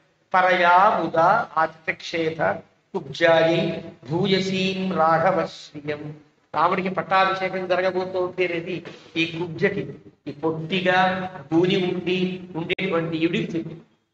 స్వపుష్యేన జితక్రోధం యౌవరాజ్యేన రాఘవం రాజా దశరథో రామం అభిషేచయితానకం. రేపు పుష్యమి కదా, ఇంకా రేపే వాడు ఉద్దేశం. తెల్లవారిపోయింది, తెల్లవారు వచ్చేసారు. ఆ దేవత పట్టాభిషేకం యొక్క స్థితి కదా. స్వపుష్యేన జితక్రోధం యవ్వరాజ్యేన రాఘవం. ఈ పుష్యమి నక్షత్రంలో రాముడికి పట్టాభిషేకం జరగబోతోంది. దశరథ మహారాజు అనఘుడైనటువంటి రామునికి పట్టాభిషేకం చేయబోతున్నాడు. ధాత్ర్యాస్తు వచనం శ్రుత్వా కుబ్జా క్షిప్రమర్షిత. ధాత్రి మాట వినడానికి అమర్షిత తట్టుకోలేక, చాలా కోపంగా తట్టుకోలేక అక్కడి నుంచి విసురుగా కైలాస శిఖరాకారాత్ ప్రాసాదాల మనోహత. కైలాస శిఖరంలా తెల్లగా ప్రకాశించి ఆ బిల్డింగ్ మీద నుంచి ఆ ప్రాసాదం నుంచి గబగబా కిందకి దిగిపోయి వచ్చేసి ఆ కైకేయి అంతఃపురానికి వచ్చేసి సా దహ్యమానా కోపేన. గుండెల నిండా అతను కోపాగ్ని బయలుదేరింది, తను విలుగునా కాలిపోతున్నట్లుగా ఉంది మంధర పాప దర్శిని. పాపాన్ని దర్శించుకోండి. పాపాన్ని దర్శించడం అంటే ఇది జరగడానికి వీల్లేదు, ఈ పట్టాభిషేకాన్ని భద్రం చెయ్యాలి అనేటువంటి ప్రణాళిక తన బుర్రలో వేసుకుంటూ నడుస్తుంది. ఇంకా కైకేయి దాకా వెళుతూనే ప్రణాళిక వేసుకుంటుంది, ఎలాగ కైకేయిని ఒప్పించాలి. కైకేయి ఓ పట్టాన్ని ఒప్పుకోదని తెలుసు. రాముడికి పట్టాభిషేకం అంటే దశరథ మహారాజు కంటే కౌశల్య కంటే ఎక్కువ ఆనందించేది కైకేయి అని తెలుసు. కైకేయికి రాముడు అంటే ఇష్టం, రాముడికి కైకేయి అంటే మహాప్రేమ. ఇలాంటి స్థితిలో కైకేయిని ఎలాగా మానసిక భంగం చెయ్యాలో పాప దర్శి, ఆ పాపాన్ని ప్రణాళికను ఊహించుకుంటూ నడవైంది. శయానాం ఏత్య కైకేయి ఇదం వచనమబ్రవీతు. పడుకుంది కైకేయి. పడుకుంటే ఒక కర్ర ఉంటుంది కదా, ఆ కర్రతో పుట్టింది శయాన. అంటే శయానామేత్య కైకేయి ఇదం వచనం. పడుకున్నా వీటితో మాట్లాడింది అంటే ఇలాగా లేపాలి కదా, బలవంతంగా లేపేయాలి. తనకు ఉండేటువంటి ఆ కోపాన్ని దహించేటువంటి స్థితిలో తన పడుకుని లేచేదాకా ఆగి చెప్పే విధానం లేదు. ఆవిడ లేపాలి, చెప్పేయాలి. ఉత్తిష్ట మూఢే కిం శేషే భయం త్వామభివర్తతే. ఎవరూ లేరు కాబట్టి, ఇది పెద్దది కాబట్టి, కైకేయి చిన్నప్పటి నుంచి ఈ మందర దగ్గర పెరిగింది కాబట్టి ఆ చదువుతో మూర్ఖురాలా ఇంకా పడుకున్నావంటే, కిం శేషే ఇది పడుకున్నావు, భయం త్వామభివర్తతే, పెద్ద భయం నిన్ను వెంటాడుతోంది సుమా. ఉపకృత మధౌహేన కిం ఆత్మానంద బుద్ధ్యసే. పెద్ద పాపాల సమూహం అంతా నీ మీదకి దూకుతోంది అని చెప్పి, తను పాపాల సమూహం అంతా నీ మీద దూకుతోంది అని చెప్పి. అనిష్టే, నీకు ఏది ఇష్టమో ఏది అనిష్టమో తెలుస్తావు అంటాం కదా. నీకు ఏది శ్రేయస్సో ఏది కాదో నీకు తెలియదు అని చెప్పినట్టు. అంటే ఒకవేళ కనుక అంటే రాముడికి పటాభిషేకమా బాగుంది కదా అనేస్తాం, అనడానికి వీల్లేదు. ఏది ఇష్టమో ఏది అనిష్టమో తెలియటువంటి స్థితి కాబట్టి అనిష్టే శుభగాకారే, ఎప్పుడు మంచిగానే ఉంటావు అందరితో. సౌభాగ్యేన వికర్ధసే, నా సౌభాగ్యం ఉంది కదా, మా ఆయనకి నేనంటేనే ఇష్టం కదా, ముగ్గురులో నా దగ్గరికి వస్తాడు కదా, నన్నే ఎక్కువ ప్రేమగా చూస్తాడు కదా అనుకుంటున్నావు తప్ప ఇది సౌభాగ్యం అంటే. చలం హి తవ సౌభాగ్యం, నీ సౌభాగ్యం ఇంకా చలించిపోతుంది, ఇంకా ఉండే సౌభాగ్యం కాదు.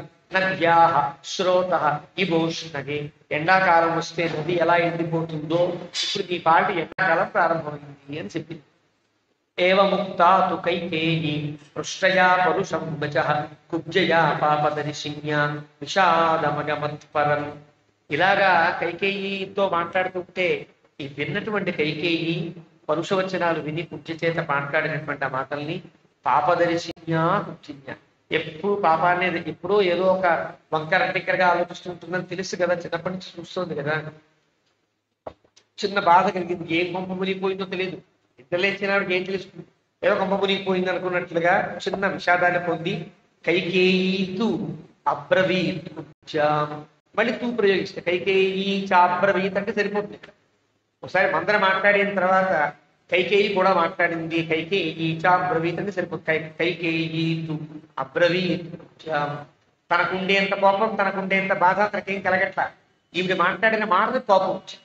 మూఢే అంటే కోపం కాదు, రాజపత్ని కదా, పట్టమహిషుల్లో 2వ స్థానంలో ఉండాలని ఒక్కసారిగా మూర్ఖురాలా అని లేపితే, లేపేటప్పుడు మెల్లగా మంచిగా లేచాక తిట్టారు. తిడుతూనే లేపితే కోపం కదా, కోపం వచ్చి ఇలా అంటోంది. తనేం మాట్లాడిందో తన దృష్టికి రాకుండానే కైకేయీతు అబ్రవీత్ కుబ్జాం కచ్చిత్ క్షేమం నా బంధరే. ఇక్కడ 2 పాఠాంతరాలు.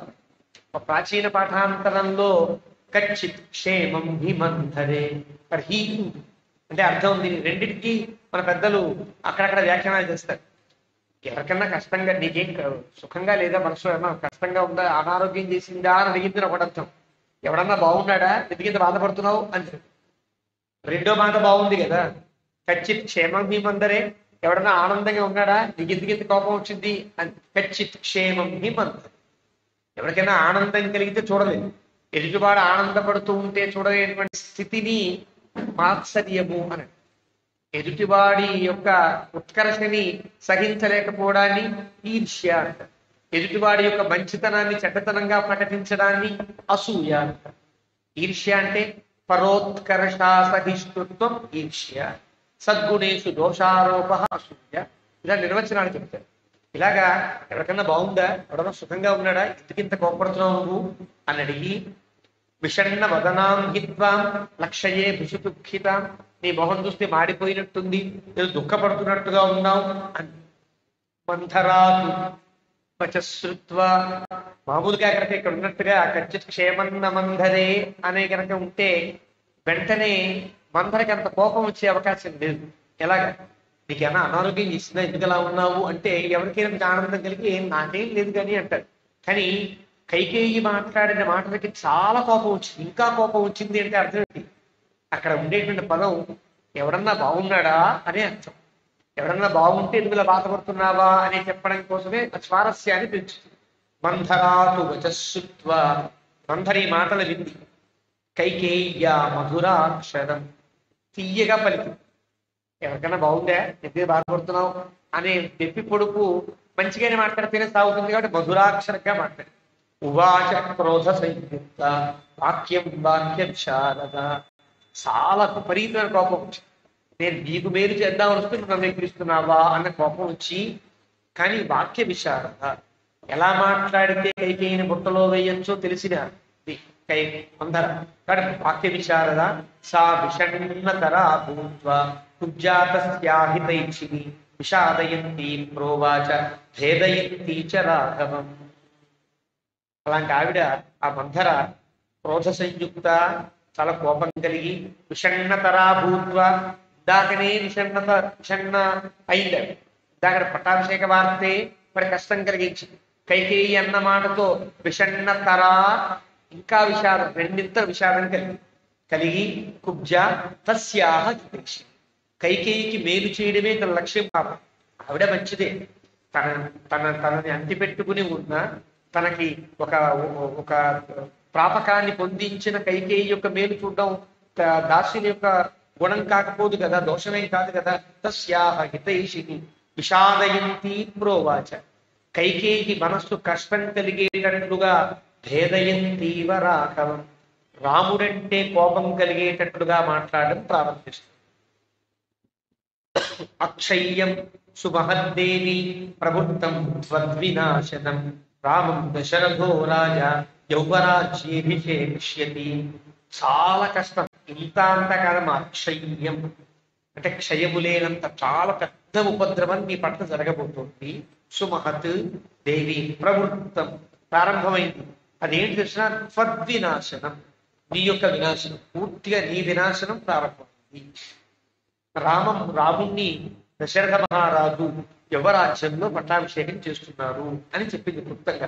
సాస్మి అగాధే భయే మగ్న దుఃఖశోక సమన్విత దక్ష్యమానానులేనేవ త్వద్ధితార్థం ఇహాగత.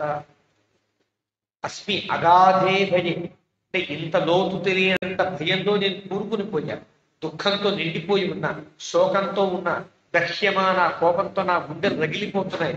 అలాంటి స్థితిలో నీకు హితాన్ని చేయడానికి నేను వచ్చాను అనగానే అది ఎదురుగున్న వ్యక్తి ఒక్కసారిగా దీనికి అభిముఖం కావాల్సిందే కదా. చాలా భయంలో కూరుకుని పోయి, గుండెలన్నీ అవిసిపోతున్నాయి, గుండెల్లో కోపాన్ని రగిలిపోతోంది, దుఃఖం పెళ్ళుబిగుతోంది, ఏడుస్తున్నా, నీ కోసం వచ్చాడు, నీకు మేలు చేద్దామని వచ్చానప్పటికీ ఒక్కసారి చల్లబడి కైకేయి తమ దుఃఖేన కైకేయి మమ దుఃఖం మహద్భవేతు, నీకు వచ్చిన కష్టం నాకు కాదా, నాకే కదా పెద్ద కష్టం వచ్చింది అని భావిస్తున్నాను. త్వద్బుద్ధౌ మమ బుద్ధిశ్చ, నువ్వు బాగుంటే నేను బాగుంటా, నీకేదైనా వినాశం కలిగితే అది నాకు వినాశనమే కదా, కాబట్టి నీకు వినాశనం కలగబోతోంది. భవేదత్ర న సంశయ, పెద్ద వినాశం కలగబోతోంది అని చెప్పి నరాధిప కులే జాత మహిషీత్వం మహీపతే ఉగ్రత్వం రాజధర్మాణ కథం దేవి నముఖ్యసే. గొప్ప రాజకులంలో పుట్టావు, కౌసల్య కంటే గొప్ప రాజైనటువంటి అశ్వపతి గారి ఇంట్లో పుట్టావు. నువ్వు రాజకుమార్తెగా మహిషీత్వం మహీపతే, కౌసల్య దశరథ మహారాజుల యొక్క సామంతరాజులు అంటే తమ యొక్క కింద ఉండే రాజుల కుమార్తె. కానీ అశ్వపతి ప్రత్యేక రాజ్యంగా ఉన్నటువంటి వాడే, గొప్ప రాజుగా ఉండేవాడని ఆ కైకేయి రాజుని ప్రార్థించిన దశరథ మహారాజు వివాహం చేసుకుంటాడు. ఆ వివాహానికి కన్యాశుల్కము అని మనకి తర్వాత రాముని యొక్క మాటల్లో మనం గమనించవచ్చు. అయోధ్యకాండ ప్రారంభంలో వస్తుంది ఆ సంఘటన కూడా మధ్యలో. అలాంటి ఉత్తమ కులంలో పుట్టావు మహిషి, నీవు కూడా పట్ట మహిషి, ఒక మహిషి కాదు, నువ్వు కూడా మహిషి స్థానంలో ఉన్నావు. ఉగ్రత్వం రాజధర్మాణ, రాజు యొక్క ధర్మములలో ఉగ్రత్వమును నువ్వు గమనించలేకపోతున్నావు. అంటే ఒక రకమైనటువంటి ఉగ్రత్వం ప్రారంభమైంది. అంటే కౌశల్యకి ఒక పట్టం కట్టే ఒక గొప్ప స్థితి రాజమాత కౌశల్య కాబోతోంది. అలాంటి దేవి నబుద్ధ్యసే, నీకు ఆ విషయం తెలియదు తెలుసుమా. ధర్మవాది షఠో భర్త శక్షణవాదీ చ దారుణ శుద్ధ భావేన జానీషే తేనైవ మతి సంహిత. నీ భర్త ధర్మవాదిగా నీకు కనిష్ట అంటే ఒకటి మంచి విశేషణం, వెంటనే రెండో విశేషం ధర్మవాది. చూస్తే ధర్మం మాట్లాడుతున్నట్టుగా అనిపిస్తాడు, కానీ శఠ మూర్ఖ. శఠ అంటే అర్థం శాస్త్రంలో గూఢ విప్రియకృతి శఠ, రహస్యంగా ఆపదను కలిగించేవాడు శఠుడు అంట. పైకి ఆపద కలిగించగలరు, నీతో బాగుంటూ నీతో ప్రేమగానే ఉంటూ నీకు అపకారాన్ని చేసేవాడిని శఠుడు అంట. ఇక్కడ మందర ప్రయోగించిన ప్రయోగాల్లో ఉండే గొప్పతనం. ధర్మవాది, పైకి చూస్తే ధర్మం మాట్లాడుతున్నట్టుగా కనిపిస్తున్నారు, కానీ శఠ భర్త, నీకు రహస్యంగా అపకారం చేయబూనాడు దశరథుడు. శ్లక్షణవాది, చాలా తీయగా మాట్లాడతారు కదా అంటున్నావు కదా, కానీ దారుణమైనటువంటి మనస్సులో అభిప్రాయాలు కలిగిన వాడు సుమా అంటూ ఒక మంచి పదం. అంటే కైకేయి వెంటనే కోపం వచ్చి లంపకాయ పొట్టకుండా పొగుడుతున్నట్టుగా ఒక మాట, తిడుతున్నట్టుగా ఒక మాట, బ్యాలెన్స్ చేసుకుంటుంది కైకేయి యొక్క కోపాన్ని. అంటే వాక్య విశారద, మాట్లాడంలో నేర్పరి అంటే ఇది కదా. ఒక్కసారి నీ మొగుడు ఇలాంటి వాడు అంటే ఏ భార్యకైనా కోపం వచ్చి 2 లంపకాయలు వేసేస్తుంది. ధర్మవాది అవును కావచ్చు అనుకుంటుంది, ఆనందపడే లోపు శఠ అంటుంది, మళ్ళీ కోపం వచ్చే లోపుగా మళ్ళీ విలక్షణవాది అంటుంది. ఇలాగ తమాషాగా మాట్లాడుతోంది మంత్రం. అలాంటి స్థితిలో శుద్ధ భావేన జ్ఞానీషే, నువ్వు మంచిదని పిచ్చిమోహన్ అమాయకురాలు ఇంకా శుద్ధ భావేన, నీ మనసులో ఎలాంటి కళంకము లేదు కదా, అందువలన జానీషే, నువ్వు తెలుసుకోలేకపోతున్నావు. తేనైవ మతి సంధిత, అతని యొక్క మతి స్థానంలో, అతని బుద్ధిలో ఉండేటువంటి ఆలోచన సరణిని నువ్వు గుర్తించేటట్టుగా లేవు, గుర్తు తెలుసుకో. శుద్ధ భావేన జానీషే, ఒకసారి శుద్ధంగా ఆలోచిస్తే నీకే అర్థమవుతుంది సుమా అన్నట్లుగా చెప్పింది.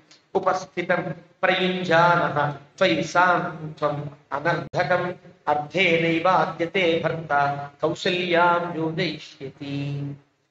ఎక్కడ మండుతుందో ఆ పదం విని కైకేయికి ఎవరి మీద చిన్న అసూయ ఉంటుంది, కౌసల్య మీద. సుమిత్ర మీద ఉండే అవకాశం లేదు బాబు. సుమిత్ర అందరికీ కూడా అణువుగా ఉండి దాసిగా ఉండేటట్లే ఉంటుంది తప్ప పట్టమహిషిగా ఎప్పుడు కనిపించదు పాపం సుమిత్ర. కాబట్టి సుమిత్ర మీద ఎలాంటి ఇబ్బంది లేదు.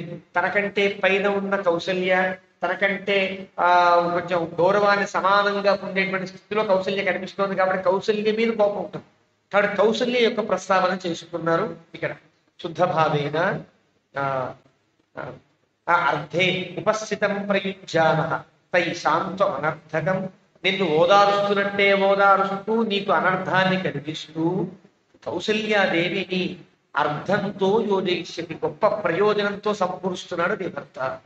ఎప్పుడైతే కౌసల్య మాట విందో చిన్న అసూయ బయలుదేరింది. సవతి పోరంటాం కదా, ఆ సవతి స్థితి కలిగింది కైకేయి, కల్పించింది మందర. అపవాక్య స దుష్టాత్మ భరతం తవ బంధుషు. విషయం ఎంత ప్లాన్ చేశాడు మీ ఆయన, భరతుడిని దూరంగా పంపించేసాడు. అపవాక్య అంటే ఈ పనులకు ఆటంకం కలగని రీతిలో పంపించబడిన వాడు అయ్యాడు భరతుడు కదా. తమ బంధుషు ఎక్కడికి పంపించాడు, మరి ఎక్కడికో పంపించడానికి నీకు అప్పచెప్పేశాడు. నీ కొడుకు నీకే అప్పచెప్తున్నాను అన్నట్టుగా నీ యొక్క పుట్టింటి వాడికి అప్పచెప్పేశాడు.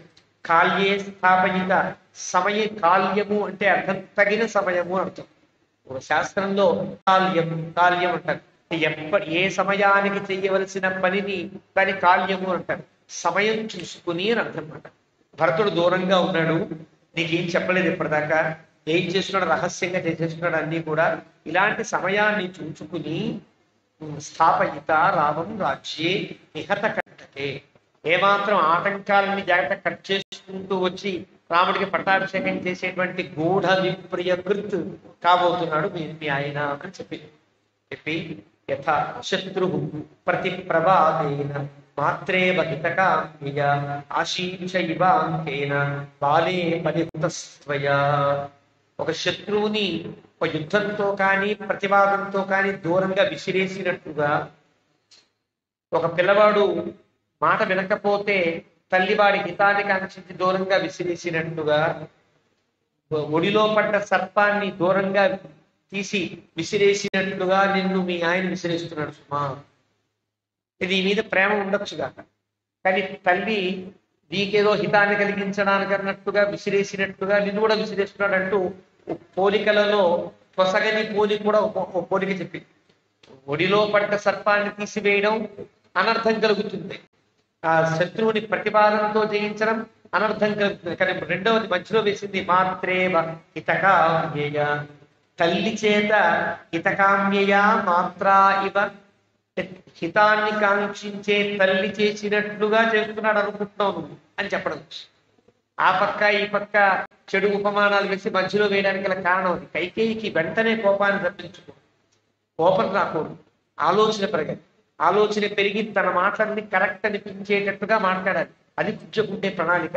అందుకనే మెట్లు దిగుతూ కైకేయి అంతఃపురం దాకా వచ్చేంత వరకు పాపదర్శిని ప్రణాళిక వేసుకుంటూ వచ్చింది. వచ్చి యథాహి కుర్యాత్ సర్పో వా శత్రుర్వా ప్రత్యుపేక్షిత రాజ్ఞా దశరథేనాద్య సపుత్రాత్వం తథా కృత. మళ్ళీ రెండు ఉపమానాన్ని రెండో శ్లోకంలో రెండో మానంలో తీసుకున్నట్టుంది. యథాహి కుర్యాతు, ఒక మీద గనక పాము పడితే దూరంగా విసిరినట్లుగా శత్రువుని ఉపేక్షించవలసినట్లుగా నిన్ను ఉపేక్షిస్తున్నాడు. ఇప్పుడు మాత్రా హితం తీసేసింది ఇందులో వదిలే, అంటే ఇంకా నా దారికి వస్తోందని గుర్తించింది మందర. శ్లోకాలు రాయడంలో కవి అంటే ఏదో రాసేస్తే అక్కడ దృశ్యాన్ని మన కళ్ళ ముందు కనిపిస్తున్నట్టుగా రాయాలి. వాల్మీకి ఉండే గొప్పతనం. రెండవ దాంట్లో ఒక పాముని విసిరినట్లుగా, ఒక శత్రువుని దూరం చేసినట్లుగా రాజ్ఞ దశరథేన అద్య సపుత్రాత్వం తథాకృత, నువ్వు నీ కుమారుడితో సహితంగా నువ్వు విసిరివేయబడుతున్నావు. రెండు ఉపమానాలు. నిన్ను పాములా విసిరేస్తున్నాడు, నీ కొడుకుని శత్రువులా విసిరేస్తున్నాడు. అది మాట అర్థం. పాములా నిన్ను, శత్రువులా నీ కొడుకుని దశరథ మహారాజు దూరంగా విసిరేస్తున్నాడు సుమా అంటూ చెప్తోంది. పాపేన అమృత సాంత్వేన బాలే నిత్య సుఖోచితే రామం స్థాపయత రాజ్యే సానుబంధా హతాహ్యసి. పాపేన పాపాత్ముడు దశరథ మహారాజు, అమృత సాంత్వేన అబద్ధాల మాటలు నీ దగ్గర వచ్చింది. అబ్బా నువ్వు అంటే ఎంత ప్రేమ, నువ్వు లేకపోతే నేను బతకలేకపోతున్నాను ఇవన్నీ అబద్ధాల మాటలు దశరథ మహారాజు చెప్పేది. అమృత సాంత్వేన బాలే, ఇంకా నువ్వు చిన్నపిల్లవే, నాకు చిన్నప్పుడు నువ్వు జీవుడి తీసుకుంటుంటే ఎలా అయితే నేను రక్షించానో అదే స్థితి నాకు కనిపిస్తోంది అని అంటే బాలే, ఇంకా చిన్నపిల్లవా, ఇక నీకు తెలియట్లేదానికి ఏమి అని నిత్య సుఖోచితే, ఎప్పుడు సుఖంగా ఉండగా అలవాటుపడ్డావు, నీకు కష్టము నష్టము తెలియట్లా అని నెప్పి పొడిచినట్టుగా రామం స్థాపయత రాజ్యే సానుబంధ హతాహ్యసి. రాముడే కనుక పట్టాభిషిక్తుడైతే నీవు పూర్తి నీ అనుబంధాలతో సహితంగా చచ్చినట్టే లెక్క.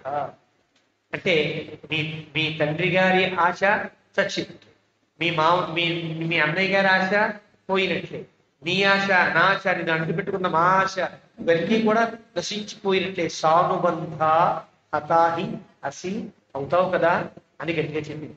సా ప్రాప్త కాలం కైకేయి క్షిప్రం కురు హితం తవ త్రాజస్వ పుత్రమాత్మానం మాంచ విస్మయ దర్శనే. అంటే ఇలా చూస్తుంది కైకేయి, విస్మయ దర్శనంగా చూస్తుంది. అంటే ఏమిటి ఇలా మాట్లాడుతుంది, పిచ్చి మాటలని మాట్లాడుతుంది. ఇంకా అందులో ఉండే విషయం కైకేయి హృదయంలోకి ఎక్కల, వింటోంది, శాంత కోపం లేకుండా వింటోంది. కాబట్టి ఇక్కడ పదం ప్రయోగంలో విస్మయ దర్శనే, ఆశ్చర్యంగా చూస్తున్న దానా సా ప్రాప్తకాలం, ఇంకేమైనా ఆనందంగా ఆశ్చర్యంగా చూస్తున్నావు. ఏం ఆనందం కలిగింది ఆవిడకి, రాముడికి రాజ్యం రాబోతోంది అనే ఆనందమే అనువర్తిస్తుంది. కైకేయి హృదయంలో రాముడికి పట్టాభిషేకం అవుతోంది కదా అనే కలిగినప్పుడు కూడా ఒకసారి మనం వార్తలు చాలా వింటాం. వినే వార్తలలో ఒక మంచి వార్త వింటే ఆ మంచి వార్త వల్ల కలిగిన సంతోషం మీద ఎన్ని చిన్న చిన్న వార్తలు చెప్తున్నా అవన్నీ ఎక్కవు, బుర్ర కదా మనస్సుకి ఎక్కవు. అట్లాంటి స్థితిలో కైకేయి రాముడికి పట్టాభిషేకం అనేటువంటి వార్త విన్నందువల్ల కలిగిన ఆనందం మీదకి ఇవన్నీ ఎప్పుడే కావట్లేదు, ఇవన్నీ కూడా ఎక్కట్లా. అలాంటి స్థితిలో ప్రాప్త కాలం కైకేయి, సమయం మించిపోతోంది కైకేయి. కురు హితం వచః, నా మాట జాగ్రత్తగా వింటున్నావా లేదా నువ్వు, త్రాయస్వ నీ కుమారుని రక్షించుకో, మాంచ నన్ను రక్షించు, విస్మయ దర్శినే అలా మొహం పెట్టేదేమిటే అని అలా చూస్తున్నావు ఏమిటి అంటే ఇంకా అర్థం కాలే, నేను చెప్పిన అర్థం కాలేదా అని అర్థం. సంబోధనలో ఉండే తమాషా విస్మయ దర్శనే, విషాద దర్శనే కాదు, దుఃఖ దర్శనే కాదు, కోప దర్శనే కాదు, విస్మయ దర్శనే. నేను చెప్పేది నా కథ చెప్తున్నట్టుగా వింటున్నావా, విస్మయ దర్శనే. కానీ కైకేయి యొక్క మానసిక స్థితి రాముడి యొక్క పట్టాభిషేకానికి కలిగిన ఆనంద స్థితిలోనే ఉన్నది. ఇంకా ఈ విషయం ఇంకా ఆవిడకి ఏమాత్రం అంతలా. అందుకంటోంది మంథరాయా వచశ్రుత్వా శయానా సా సుభాసన ఉత్తస్థౌ హర్ష సంపూర్ణ చంద్రలేఖేవ శారది. అప్పటిదాకా పడుకునే ఉంది, ఇంకా మొత్తం వదల్లారు కదా. అప్పుడే బలవంతంగా నిద్ర లేపింది, మూర్ఖురాలా అని తిట్టింది. దండకం చదివేసింది, అంతా వింటోంది. ఆ దండకంలో రాముడికి పట్టాభిషేకం అనే మాట ఒక్క విషయం మాత్రమే ఆవిడ గుర్తుంది, తక్కినవి ఏమి గుర్తులేవు. కాబట్టి ఇలా అంటోంది. ఆ మాట విని ఒక్కసారి లేచి కూర్చు. సుభాసన, అప్పటిదాకా శయాన, సా సుభాసన. ఒక్కసారి లేచి కూర్చుని రాముడికి పట్టాభిషేకమా అనగలిగింది. అంటే ఆవిడ బుర్రలో ఏం పడ్డాయి? ఇది ఒక్కటే పడి, ఇంకేమి ఎక్కల. అతి ఉత్తస్థౌ హర్ష సంపూర్ణ, చాలా ఆనందంగా లేచింది. చంద్రరేఖేవ శారది, శరత్కాలంలో చంద్రుని యొక్క రేఖ వలి చాలా ప్రశాంతంగా ప్రసన్నంగా ఉంది. అంటే అర్థం మంధర మాటలకు ఏమాత్రం కలుషితము కాలేదు. మంధరాకులిత భూత్వా అని వాల్మీకి తర్వాత చెప్పబోయే మాట తర్వాత చెప్తాడు. మంధర చేత ఆకులిత కాలేదు ఇంకా కైకేయి. అలాంటి స్థితిలో అతీవ సాధు సంతుష్ట. సాధు ఆవిడైతే ఇవన్నీ అర్థం కాల. సాధు సంతుష్ట, అతీవ సంతుష్ట, చాలా సంతోషించి కైకేయి విస్మయాన్విత, ఆశ్చర్యం కలిగి, అప్పుడే మా ఆయన రాముడికి పట్టాభిషేకం చేస్తున్నాడా? ఆయన ఇంకా మంచి ఆ యవ్వనంలో చాలా మంచి గంభీరంగా ఉన్నాడు కదా, అప్పుడే రాముడికి పట్టాభిషేకం చేస్తున్నాడా? ఈవిడ వైపు నుంచి ఆలోచిస్తాడు.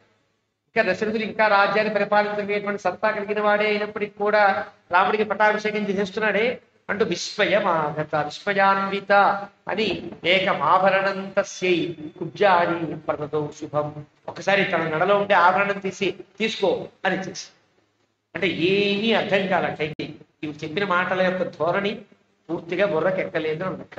దత్వాతు ఆభరణం తస్యై, ఈ దత్వాతు ఇచ్చి కూడా ఇంకా అంటోంది కైకేయి మంధరాం దృష్ట్వా పునరేవ అబ్రవీదినం. మళ్ళీ ఇలా పలుకుతోంది. అంటే ఆభరణం ఇస్తే అది సంతోషించిందా సంతోషించలేదా అనే దృష్టి ఇవిడికి లేదు. మళ్ళీ మాట్లాడుతూ ఇదంతు మంధరే మఖ్యం ఆఖ్యాసి పరమం ప్రియం. ఎంత మంచి విషయాన్ని చెప్పావు, నాకు ఎంత ఆనందాన్ని కలిగించే వార్త చెప్పావు మంధర. ఏతన్మే ప్రియమాఖ్యాతు కింబా భూయ కరోతి. నాకు ఇంత ఉపకారం, ఇంత మంచి శుభవార్తని చెప్పిన నీకు ఇంకేం ఇవ్వాలి నేను అని వెతుకుంటున్నా. నాకు ఏదైనా ఇచ్చి అది ఇంకా బహుమతి ఇవ్వాలి. నేను చెప్పానే, గొప్ప ఆనందం కలిగితే దానం చెయ్యి.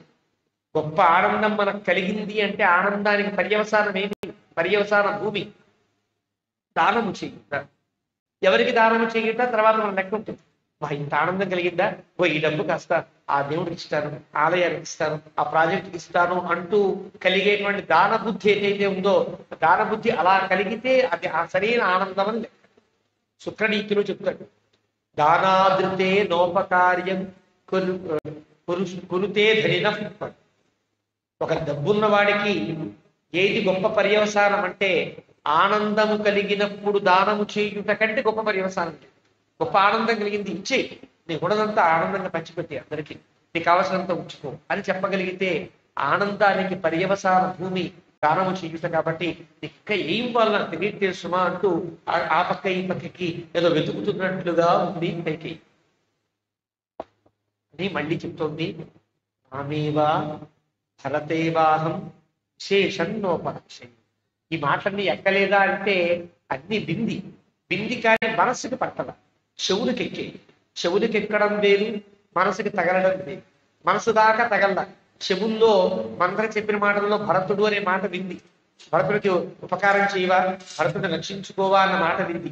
కాబట్టి ఇక్కడ పోలిక పెట్టేస్తుంది. నాకు రాముడు భరతుడు వేరుకున్నావా? నాకు రాముడు భరతుడు ఒకటే. అంటే నా కడుపున పుట్టిన భరతుడు నాకెంతో, నాకు రాముడు అంతే. ఇద్దరిలో నా కడుపున పుట్టినవాడు ఇతను, పుట్టనివాడు రాముడు అనే అభిప్రాయం లేదు సుమా మంధర. విశేషం నోపలక్ష్యే రామేవా భరతేవా. రాముడు నా కడుపున పుట్టల, భరతుడు నా కడుపున పుట్టనేటువంటి విశేషం నాకు లేదు. ఇద్దరు నా కడుపునే పుట్టారు. అది కైకేయి యొక్క మానసిక స్థితి. అలాగా తస్మాత్ అందువల్ల తుష్టాస్మి చాలా ఆనందపడుతున్నాను. యద్ రాజా మా రాజుగారు ఎవరైతే ఉన్నారో రామం రాజ్యే అభిషేక్ష్యతి, రాముడికి పట్టాభిషేకం చెయ్యాల్సిందే. అభిషేక్ష్యతి భవిష్యత్ కాలంలో చెయ్యాలి అనే సంకల్పం తనకు కూడా ఉన్నట్టు ప్రకటించింది. నమే పరం కించిత్ తత్స్వయా పునః ప్రియం ప్రియార్థే శుభచం వచః పరం తథాహి అవోచః త్వమతః ప్రియోత్తరం వరం పరం వరంతే ప్రదదామితం గురు. నా మనసు ఆనందంతో ఆగడం లేదు సుమా అంటారా, ఇంకా నీకేదో చేస్తాను కోరుకో. ఇంత మాత్రమే కాదు సుమా, ఆభరణం ఇవ్వడం కాదు, ఇంకా నీకు ఏదైనా కావాలనుందా, ఇది కావాలా, నా బిల్డింగ్ కావాలా, నా ఆభరణాలు అన్నీ కావాలా, 7 నగరాలు కావాలా, అన్నీ కావాలా, తీసుకో అన్నట్టుగా అర్థం. గురుడు పరం వరంతే, నీకేం వరం కావాలో అది కోరుకో. ఎందుకో తెలుసునా, అవౌచహాత్వ ప్రియోత్తరం, నాకు చాలా ప్రియోత్తరమైన మాట విన్నా. ఇక్కడ తరపరిచయం చేయడంలో ఉండే విశేషం, భరతుడికి పట్టాభిషేకం నాకు ప్రియం, రాముడికి పట్టాభిషేకం ప్రియోత్తరం, అంటే ఇష్టము కంటే ఎక్కువ, అంటే రెండింతలు ఇష్టం. కాబట్టి తరతపరిచయం అంటారే గుడ్, బెస్ట్ అన్నట్టుగా, బెటర్ బెస్ట్ అన్నట్టుగా తరపరిచయం ఏర్పడుతుంది. ఇది ప్రియ ఉత్తర్, ప్రియ ఉత్తరం, చాలా ఇష్టమైన గొప్ప ఆనందాన్ని కలిగించేటువంటి మాట. భరతుని పట్టాభిషేకం కంటే రాముడి పట్టాభిషేకం నాకు మరింత ఆనందాన్ని కలిగిస్తుంది. అలాంటి వార్త చెప్పావు కాబట్టి వరం, గురుడు ఏదైనా వరం కోరుకో. ప్రియం ప్రియార్హే శుభచం వచపరం, ఎంత మంచిదని నువ్వు, నాకు ప్రియం కలిగించాలనే ప్రియబుద్ధి నీకున్నది కాబట్టి నాకు చెప్పావయ్యా. ఇప్పటిదాకా దశరథ మహారాజు కూడా చెప్పలేదు కదా, నువ్వు నాకు ఈ వార్త అందించావంటే ఎంత ప్రియం. కాబట్టి ఇంతకంటే ప్రియమైన వార్త నకించితు నమే పరం కించితు ఇత త్వయా కృత. నీ నుండి చాలా వార్తలు విన్నాయి, నీ నుండి విన్న వార్తలన్నింటిలో ఇది తప్ప దీనికంటే మించిన గొప్ప వార్త లేదు. అంత ఆనందపడింది కైకేయి అంటూ 7వ సర్గం ముగించాడు వాక్యం. 8వ సర్గం ప్రారంభంలో మంథరాతు అభ్యసూయ ఏనా ఉత్సృజ్య ఆభరణంచ తతు ఉవాచేదంతో వాక్యం కోప దుఃఖ సమన్విత. సమాచారం, కోపము దుఃఖము రెండు సమాన స్కంధాలుగా వచ్చాయి. ఒప్పుకోవట్లేదే దుఃఖమే అంటాడు, నా మాటకి అర్థం చేసుకోవట్లేదే కోపం వచ్చింది. జరిగే క్రియ తనకిష్టం లేదు, ఎవరికి ఇష్టం లేదని చెప్పాలో తనకిష్టం అని చెప్తుంది. కాబట్టి కోపం కలిగింది, దుఃఖం కలిగింది. ఆ దుఃఖ సమన్వితగా ఉండేటువంటి బంధర మళ్ళీ ఇలా అంటోంది, అభ్యసూయ ఏనాం ఉత్సృజ్య ఆభరణం చెబుతూ. అభ్యసూయ కైకేయి ఎందు దోషారోపణ చేస్తూ, అసూయ పొందుతూ. కైకేయి ఎందు అందరికి అసూయ ఉంటుందండి. వాల్మీకి మామూలుగా చెప్పాడంటే మామూలుగా వాల్మీకి చెప్పడు. అభ్యసూయ ఏనా అంటే అసూయ అంటే అర్థం సద్గుణముల యందు దోషారోపం ఉంచు. నువ్వెంత మంచిదానవో నీ నీ నీ యొక్క సంకల్పం అంతా తప్పు సంకల్పము అని చెప్పడం కోసం ఆవిడ మీద అసూయ పడుతూ ఉత్సృజ్య ఆభరణాన్ని ఇచ్చింది కదా, విసిరి కొట్టి విడిచిపెట్టేసి ఆభరణం నాకు అక్కర్లా అని పడేసి ఇలా ఆడుతుంది. హర్షం కిమిదమస్థానే కృతవద్యసి బాలిషే శోకసాగర మధ్యస్థం ఆత్మానందావబుధ్యసే. కోపం వచ్చిన పెద్దవాళ్ళు పొడిపుడిగా తిట్టినట్టుగా తిడుతోంది మందర. హర్షం కిమిదం, ఇది ఆనందమా? అస్థానే, ఎక్కడ ఆనందపడదో తెలుస్తావుదా నీకు? అస్థానే కిమిదం హర్షం కృతవద్యసి బాలిషే, ఇక్కడ ఆనందపడతావేంటి? బాలిష, బాలిష అంటే మూర్ఖురాలా, చెప్పినా విననివాడు బాలిసు, చెప్పకుండా తెలియనివాడు బాలు. బాల బాలిష రెండు కూడా అజ్ఞానంలో ఉండే వ్యక్తుల యొక్క మాటలే. చెప్పినా విననివాడు ఎంత పెద్దవాడైనా వాడు బాలిషుడు. బాలిష అంటే అర్థం అజ్ఞానంతో ఉన్నావు. కొన్ని నేను చెప్పా కదా, వినాలి కదా, వినను, నువ్వు చెప్పినా నేను విని ఇంతే చేస్తాను అన్నవాడిని ఏమంటారు? మూర్ఖుడు అంట, బాలిషుడు అంటారు. అజ్ఞానము ఉండుట, వాడికి తెలియదు, చెబితే వినడంటనే ఆ స్థితిలో ఉన్నావు నువ్వు, నీకు తెలిసావదు, నేను చెప్పినాను అర్థం చేసుకుని చావట్లేదు అని కోపంతో మాట్లాడినట్టే బాలిషే అది సంబోధించి శోక సాగర మధ్యస్థం. నువ్వు పెద్ద సముద్రం మధ్యలో ఉన్నావు తెలుసా నీకు? ఏడుపు అనే మహాసముద్రం మధ్యలో వచ్చేసావు నువ్వు. ఆత్మానం నావబుద్ధ్యసే, నీకేం తెలియట్లేదు ఎక్కడున్నావో, నీకేం తెలియట, కళ్ళు తెరిచి చూడు ఎక్కడ ఉన్నావో అన్నట్టుగా మళ్ళీ ఆవిడికి ఉద్బుద్ధం చేస్తుంది. మనస ప్రహసామిత్వం దేవి దుఃఖార్జితా సతి యక్షోచితవ్యే హృష్టాసి ప్రాప్య ఇదం వ్యసనం మహతు. నిన్ను మనసా ప్రహసామి నవ్వుకుంటారు. నీ పిచ్చి చేష్టలకి, నీ పిచ్చి సంకల్పానికి, నీ పిచ్చి ఆనందానికి మనసుతో నవ్వుకుంటా. పైకి నవ్వితే నీకు బాధ కలుగుతుందేమో, నవ్వట్లేదు కానీ చాలా వేళాకోళంగా ఉంది నీ ప్రస్తావన. మనసా ప్రహసామి అంటే అర్థం అది. ప్రహసామి వేళాకోళంగా ఉంటుంది నా మనస్సులో, నీకు నువ్వంటే వేళాకోళం కలిగింది. దుఃఖార్జితాస, నువ్వు దుఃఖంలో ఉన్నావు కాబట్టి పైకి నవ్వట్లా, పైకి నిన్ను తిట్టట్లా. శోచితవ్యే హృష్టాసి, ఏడవలసిన చోట నవ్వుతున్నావు. ప్రాప్య ఇదం వ్యసనం మహతు, పెద్ద ఆపద నిన్ను దాపురించింది. శోచామి దుర్మతిత్వం తే కాహి ప్రాజ్ఞ ప్రకర్షయేతు అరే సపత్ని పుత్రస్య వృద్ధిం మృత్యోరివాగతాం. నేను అనుకుంటున్నాను నువ్వు దుర్మతివి, నీ మతి ఏమి కలుషితమైపోయింది, నీ మతి పూర్తిగా పాడైపోయింది. దుర్మతిత్వం కాహి ప్రాజ్ఞ ప్రహర్షయేత్, కాకపోతే నీ మతే గనక నశించకపోతే బుద్ధి కలిగిన ఎవరైనా ఆనందిస్తారు. ఎవరైనా మామూలు వాడు.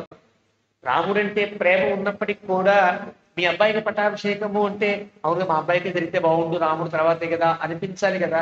అలాంటి ప్రాజ్ఞ మామూలు బుద్ధి కలిగిన వాళ్ళకు కూడా ఉండేటువంటి స్థితి కూడా నీకు లేదా సుమా? అరే సపత్ని, శత్రువైనటువంటి సపత్నీపుత్రస్య, సపత్నీపుత్రుడు రాముడు అంటే మళ్ళీ ప్రేమ కలుగుతుంటాడు కదా. రామస్య అనే పదం వాడకూడదు, ఎందుకంటే రాముడు అనగానే వాడికి ఆనందపడిపోతుంది కైకి. రాముడు అనకుండా నీ సపత్ని కుమారుడైన శత్రువు అని. సపత్ని అంటే సవతి అంటే ఎవరికైనా కోపం కలుగుతుంది. కౌశల్య అన్న కొంచెం తగ్గుతుందేమో తప్ప సవతి అంటే ఇంకా పెరుగుతుంది. కాబట్టి సపత్ని పుత్రస్య అని. నీ సవతి కొడుకు నీకు శత్రువైన వాడికి పట్టాభిషేకం జరుగుతుంటే నీకు అర్థం కావట్లేదా అంటే వాక్య విశారద. వాల్మీకి చెప్పిన మందర మాటల్లో ఉండే గొప్పతనం అది. తేలికైన ఆవిడే కాదు, చాలా తెలివిగల ఆవిడ మందర. మాటల్లో ఎక్కడ పొందిక చూస్తే ఆశ్చర్యం కలుగుతుంది. సపత్ని పుత్రస్య అరేహే వృద్ధిం మృత్యోహ ఇవాగత. మృత్యు వస్తూ ఉంటే ఎవరైనా ఆనందిస్తారు, చావు మీద పడుతుంటే అబ్బా చావా వస్తున్నావా అని ఎవరన్నా అంటారు. అలా అంటున్నట్టుగా ఉంది నువ్వు.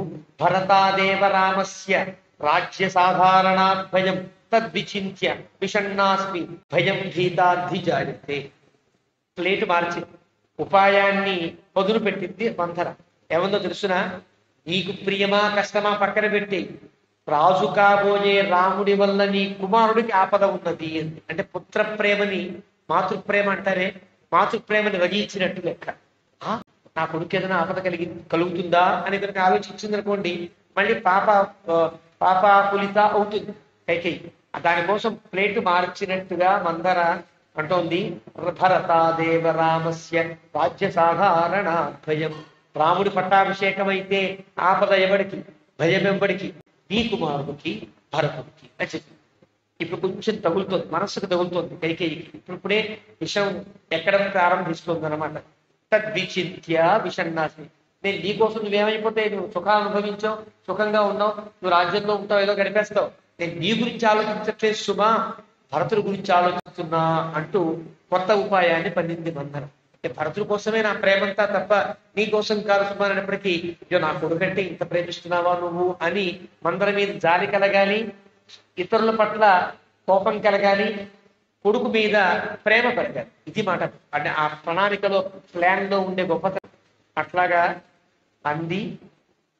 తద్విచింత్య విషణ్ణ. ఆ భయం కొద్ది నేను భయపడుతున్నాను. భయం భీతార్థిజ. ఎందువల్ల? రాముడి వల్ల భరతుడికి ఏదన్నా ఆపద కలుగుతుందేమో అని భయం వల్ల భయపడిన నేను ఈ భయాన్ని నీకు చెప్తున్నా అని. లక్ష్మణో హి మహేశ్వాస రామం సర్వాత్మనాగత శత్రుఘ్నశ్చాపి భరతం కాకుత్స్థం లక్ష్మణో యథా ప్రత్యాసన్న క్రమేణాపి భరతస్యేవ భామిని రాజ్య ప్రమోద ప్రకృష్టః తయోస్తావత్తీయసోః. లక్ష్మణుడు మహేశ్వాసు అంటే గొప్ప ధనస్సు కలిగినవాడు కదా. అంటే అర్థం ఏంటి? రాముడి పక్కన ఎప్పుడు గొప్ప ధనస్సుతో ఉంటాడంటే ధనస్సుకు పని చెప్పగలిగిన కోపిష్టి లక్ష్మణుడు. ఇక్కడ రాముడికి ఏదైనా గనక కలిగితే టక్కని భరతుడా శత్రుఘ్నుడా చూడు, తన తమ్ముడినైనా లేపేస్తాడు, భరతుడినైనా లేపేస్తాడు, ఎవరిని ఉంచడు. రాముడు అంటే అంత ప్రేమ కదా. రాముడిని అట్టి పెట్టుకునే ఉండే లక్ష్మణస్వామి చేతిలో పెద్ద ధనస్సు ఉన్నది గుర్తు చేయడమా అన్నట్లుగా లక్ష్మణోపి మహేశ్వాస రామం సర్వాత్మనాగత. సర్వాత్మనాగత అంటే అతని చెవుల్లో ఎప్పుడు రాముడే వినిపిస్తుంటాడు, కళ్ళలో రాముడే కనిపిస్తూ ఉంటాడు, మనసులో రాముడే ఉంటాడు, మాట్లాడితే రాముడు అంటాడు. అతని ప్రతి పని రాముడి కోసమే చేస్తాడు. దీన్ని సర్వాత్మనాగత. ప్రతి ఇంద్రియము కనుక ఒక వ్యక్తి కోసమే పని చేసినప్పుడు దాన్ని సర్వాత్మన స్థితి అంటారు. సీతమ్మ తల్లికి వాడతాడు వాల్మీకి సుందరకాండలో. తర్వాత ఇక్కడ లక్ష్మణస్వామికి వాడతాడు వాల్మీకి.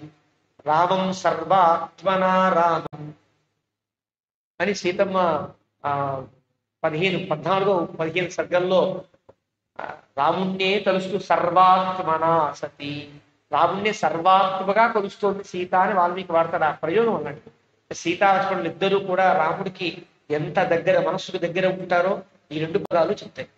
ఎలాగా మంధర మాటల్లో, అంటే మంధరం కూడా తెలుసు లక్ష్మణస్వామికి రాముడికి ఉండేటువంటి సౌహార్దం ఎంత గొప్పదో చెప్తూ సర్వాత్మనాగత, వాడికి కైకేయ అక్కర్లా, సుమిత్ర అక్కర్లా, కౌశల్య అక్కర్లా, దశరథుడు అక్కర్లా, తన తమ్ముడు శత్రుఘ్నుడు అక్కర్లా, ఎవ్వరూ అక్కర్లా, రాముడు ఉంటే చాలు. అది స్థితి లక్ష్మణస్వామి. అలాంటి స్థితిలో శత్రుఘ్నశ్చాపి భరతం కాకుత్సం లక్ష్మణోజ, శత్రుఘ్నుడు నీ భరతుని వెంట ఉంటాడు, లక్ష్మణస్వామి రాముని వెంట ఉన్నట్లుగా శత్రుఘ్నుడు నీ కుమారుడు వెంట ఉంటాడు. అంటే నీ కుమారుడు కూడా బలం ఉంది సుమా, అంటే భేదం కలిగించడం. లక్ష్మణస్వామికి శత్రుఘ్నుడికి కూడా భేదం కలిగించేటువంటి స్థితిలో మాట్లాడుతుంది. అంటే రాముడి కోసం లక్ష్మణస్వామి నుంచుంటే నీ కోసం శత్రుఘ్నుడు నుంచుండేటట్టుగా చెయ్యి అని ఒక సంకల్పాన్ని కలిగించడం. దీన్ని భేదయంతీవ రాగమం అని అంటారు. ముందు ప్రయోగంలోనే కైకేయి గుండెల్లో రాముడు వేరు నేను వేరు, రాముని యొక్క పరివారం వేరు నా పరివారం వేరేటువంటి భేద బుద్ధిని పెంపొందించేటువంటి స్థితిలో పాపగరిస్థితిగా మాట్లాడుతోంది మంథర అని అర్థం. ఆ రకంగా ప్రత్యాసన్న క్రమేణాపి భరతస్యేవ భామిని రాజ్యక్రమ విప్రకృష్ట తయోస్తావత్కనీయచోహో, ప్రత్యాస దగ్గరికి వచ్చినటువంటి భరతుడికి పట్టాభిషేకం స్థితి దూరంగా విసిరేయబడుతోంది. ఇప్పుడు కాకపోతే భరతుడికి పట్టాభిషేకం కాదు, రాముడు రాజు అవుతాడు. అయితే రాముని కొడుకులు మళ్ళీ రాజులు అవుతారు, వాళ్ళ కొడుకులు రాజులు అవుతారు. ఇప్పుడు నీ కొడుకే అవుతాడు, రాజు పక్కన రాజు అవుతాడు. నీ కొడుకులు ఆ సామంతరాజు కొడుకులు అవుతారు. అంటే ఎప్పటికీ నీకు రాజ్యంలో పట్టాభిషిక్తులయ్యేటువంటి అవకాశాన్ని కోల్పోతున్నావు సుమా అంటూ చాలా ఫ్యూచర్ ని, భవిష్యత్తుని ముందు కలబుద్దు పెడుతోంది. ఎప్పుడు కలుగుతుంది తల్లి ప్రేమ? నీ కొడుకులు కాదు, నీ మనవాళ్ళు కూడా దుస్థితి పొందబోతున్నారు అయినప్పటికీ కష్టం కలుగుతుంది కదా కైకేయికి. కైకేయిని అట్లా దారిలో తీసుకొచ్చే ప్రయత్నం చేస్తోంది మంథర. విదుష క్షత్రచారిత్రే ప్రాజ్ఞస్య ప్రాప్తకారిణః భయా ప్రవేతే రామస్య చింతయంతి తవాత్మజం సుభగా ఖలు కౌసల్యా యస్యా పుత్రోభిషేక్ష్యతే యౌవరాజ్యేన మహతా స్వః పుష్యేణ ద్విజోత్తమైః. విదుషః క్షత్రచారిత్రే ప్రాజ్ఞస్య ప్రాప్తకారిణః, రాముడు చాలా తెలివైనవాడు కదా, రాముడు చాలా తెలివైనవాడు. విదుషః ప్రాజ్ఞస్య, ఎప్పుడు ఏ ప్రయోగం చేయాలో కూడా రాముడికి తెలుసు. రాముని పొగుడుతున్నట్టుగా పొగుడుతోంది, రాముని వల్ల నీకు ఆపద తప్పదు సుమా అని చెప్తున్నట్టుగా చెప్తుంది. రాముడు అన్నీ తెలిసిన బాబు కదా, అన్ని తెలిసినటువంటి రాజు ఏం చేస్తాడు? రాజ్యం కనుక చేతికి వస్తే ఎక్కడెక్కడ ఎవరో చిన్న కష్టాలు కలిగిస్తారో వాళ్ళ ముందు దూరం చేయాలి. రాజుకుంటే ధర్మంలో రాజ్యం సుభిక్షంగా సాగాలంటే తన పక్కనే ఉండి చిన్నగా తనకి ఆటంకం కలిగించే వాళ్ళు ఎవరో ముందు ఏరిపారి పలుపు మొక్కలు తీస్తే తప్ప పంట బాగా రాదనేటువంటి రాజ్య నీతిలో భాగంగా రాముడు విదుష తెలిసినవాడు, ప్రాప్తకారి చేతికి పగ్గాలు వచ్చాయి, ప్రాజ్ఞ తెలివైనవాడు. అంటే తెలిసినవాడు వేరు, తెలివైనవాడు వేరు కదా. తనకి తన యొక్క శ్రేయస్సుకి ఏది ఆటంకమో దాన్ని తొలగించగలిగే స్థితిలో రాముడు కనుక ప్లాన్ చేస్తే నీ కొడుకేం కాదు, నీ మనవళ్ళేం కాదు, నీ బతుకేం కాదు అని చెబుతాడు. చెప్పి భయాత్ ప్రవేపే, అలాంటి భయం నుండి నేను ఊగిపోతున్నా. ప్రవేపే అంటే ఒక కదలిపోతున్నా అనమాట, ఆగలేకపోతున్నా, ఒక చెట్టు ఊగినట్టుగా. కదలి ప్రవాతే కదలి యథ అంటాడు వాల్మీకి. అలాగే పెద్ద తుఫాను వస్తే అరటి చెట్టు ఊగిపోయినట్టుగా ఊగిపోతున్నాడు సుమా. చింతయంతి తవాత్మ, మళ్ళీ కైకేయిని ఎక్కడికో లాక్కండి, మళ్ళీ తన కొడుకు దగ్గర లాక్కురా. నీకు పుట్టిన నీ కొడుకు ఎందుకు కలిగే ఆపదను గుర్తించి భయపడుతున్నా. తవ ఆత్మజం అంటే అర్థం, నీ కుమారుడు అంటాం కదా. తవ ఆత్మజం, నీ కడుపున పుట్టాడు. ఆత్మజం, నీ కడుపున పుట్టిన నీ కొడుకు కలిగే ఆపద గుర్తించి బాధపడుతున్నాను. మెల్లగా ఇంకా కోపం కలుగుతున్న స్థితికి గుర్తించట్టుంది. శుభగా కలు కౌసల్య, కౌసల్య అంత అదృష్టవంతురాలు. ఇక్కడ ఒక సైన్యమని లేగాలి కదా, సమతికి ఉండే కోపం ఒకసారి పాము లేచి బుసగుట్టినట్టుగా కోపం రావాలి. శుభగా ఖలు కౌసల్య, ఎంత అదృష్టవంతురాలు. హాయిగా ఆవిడ కొడుకు పట్టాభిషేకం జరుగుతోంది, ఇలాగే ఏడు నువ్వు అన్నట్టుగా మాట్లాడు. యౌవరాజ్యేన మహత శ్వః పుష్యేణ ద్విజోత్తమై, బ్రాహ్మణోత్తములంతా హాయిగా రాముడికి పట్టాభిషేకం చేసేస్తారు, నువ్వు ఇలాగే ఉండు సుమా. ప్రాప్తాం సుమహతీం ప్రీతిం ప్రతీతాం తాం హతద్విషం ఉపస్థాస్థితి కౌసల్యాం దాసీవత్వం కృతాంజలి. చాలా ఆనందంగా కౌసల్యం ఉంటుంది.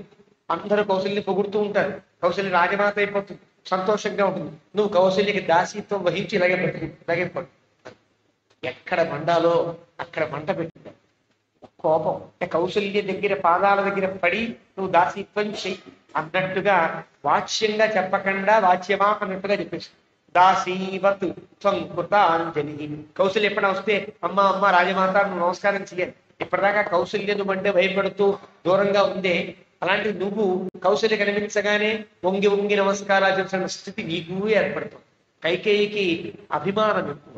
అభిమానం అంటే నేను చాలా గొప్పదాన్ని, చాలా రాజసమంతా నాకే ఉండాలి, అందరూ నాకే నమస్కరించాలి, మంచి బుద్ధి. కానీ అభిమానం కలిగి ఉండడం వేరు, చెడ్డ బుద్ధి కలిగి ఉండడం వేరు. అందరూ నన్ను గౌరవించాలి, అందరూ నన్ను గుర్తించాలి, అందరూ నాకు పట్టాభిషేకం చేయాలనేటువంటి స్థితిలో ఉంటుంది. అందులో ఎవరు అవమానపరిచినా అవమానం చాలా అగాధంగా భావిస్తారు.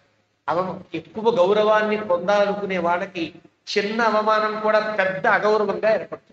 ఆ స్థితి ఉంటుంది కదా, అలాంటి స్థితి కలిగింది కైకేయి తెలుసు కాబట్టి, కైకేయి యొక్క సైకాలజీ బాగా గుర్తించినాడు కాబట్టి మందర అంటుంది దాసీవత్వం కృత. ఇప్పటిదాకా నువ్వు ఎవరికి నమస్కారం చేయలే కదా, ఇప్పుడు నమస్కారం చేయి. కౌశల్య కనిపిస్తే వంగి వంగి నమస్కారం చేయి, అది నీ స్థితి అంటూ కౌశల్య అభిమానం మీద జరుపుకుంటుంది.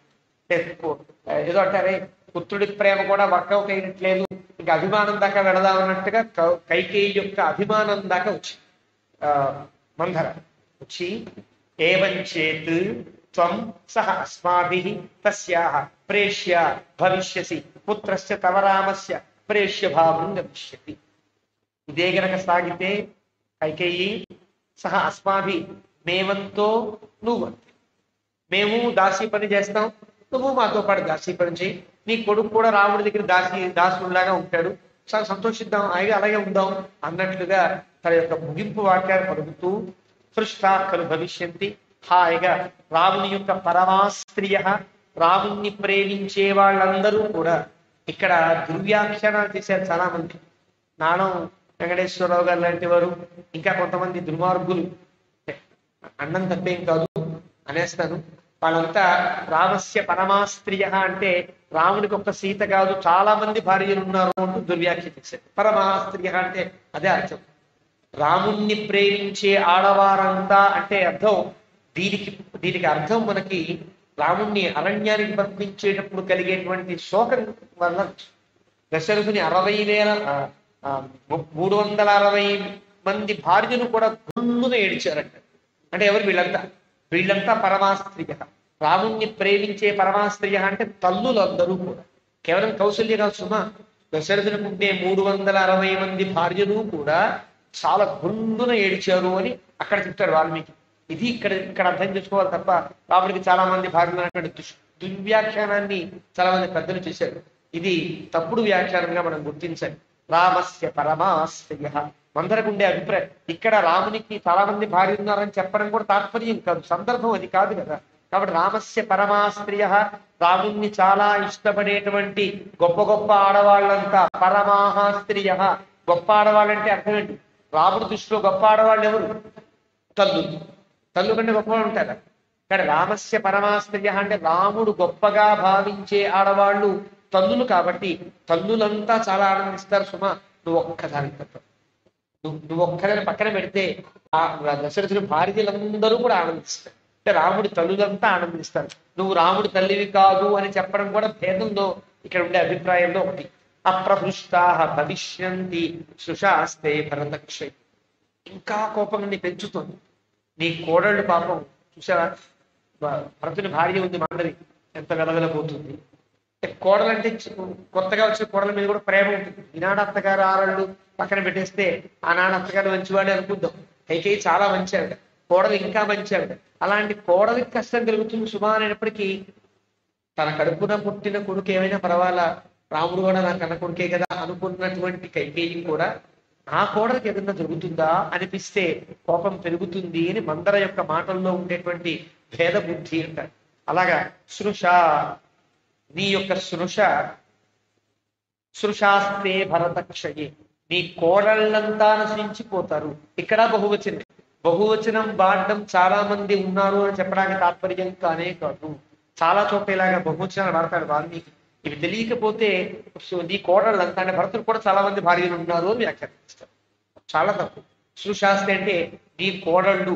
పూర్వకాల రాజులలో ఎలా ఉండేదంటే తన కొడుకుని కూడా బహువచనంతో పిలిచే విధానం. అబ్బాయి గారు ఇలా రండి, నాన్నగారు ఏమండి ఇలా అనుకునేవారు. అంటే కాబోయే రాజుని గౌరవించడం ఇప్పటి రాజుగా బాధ్యత.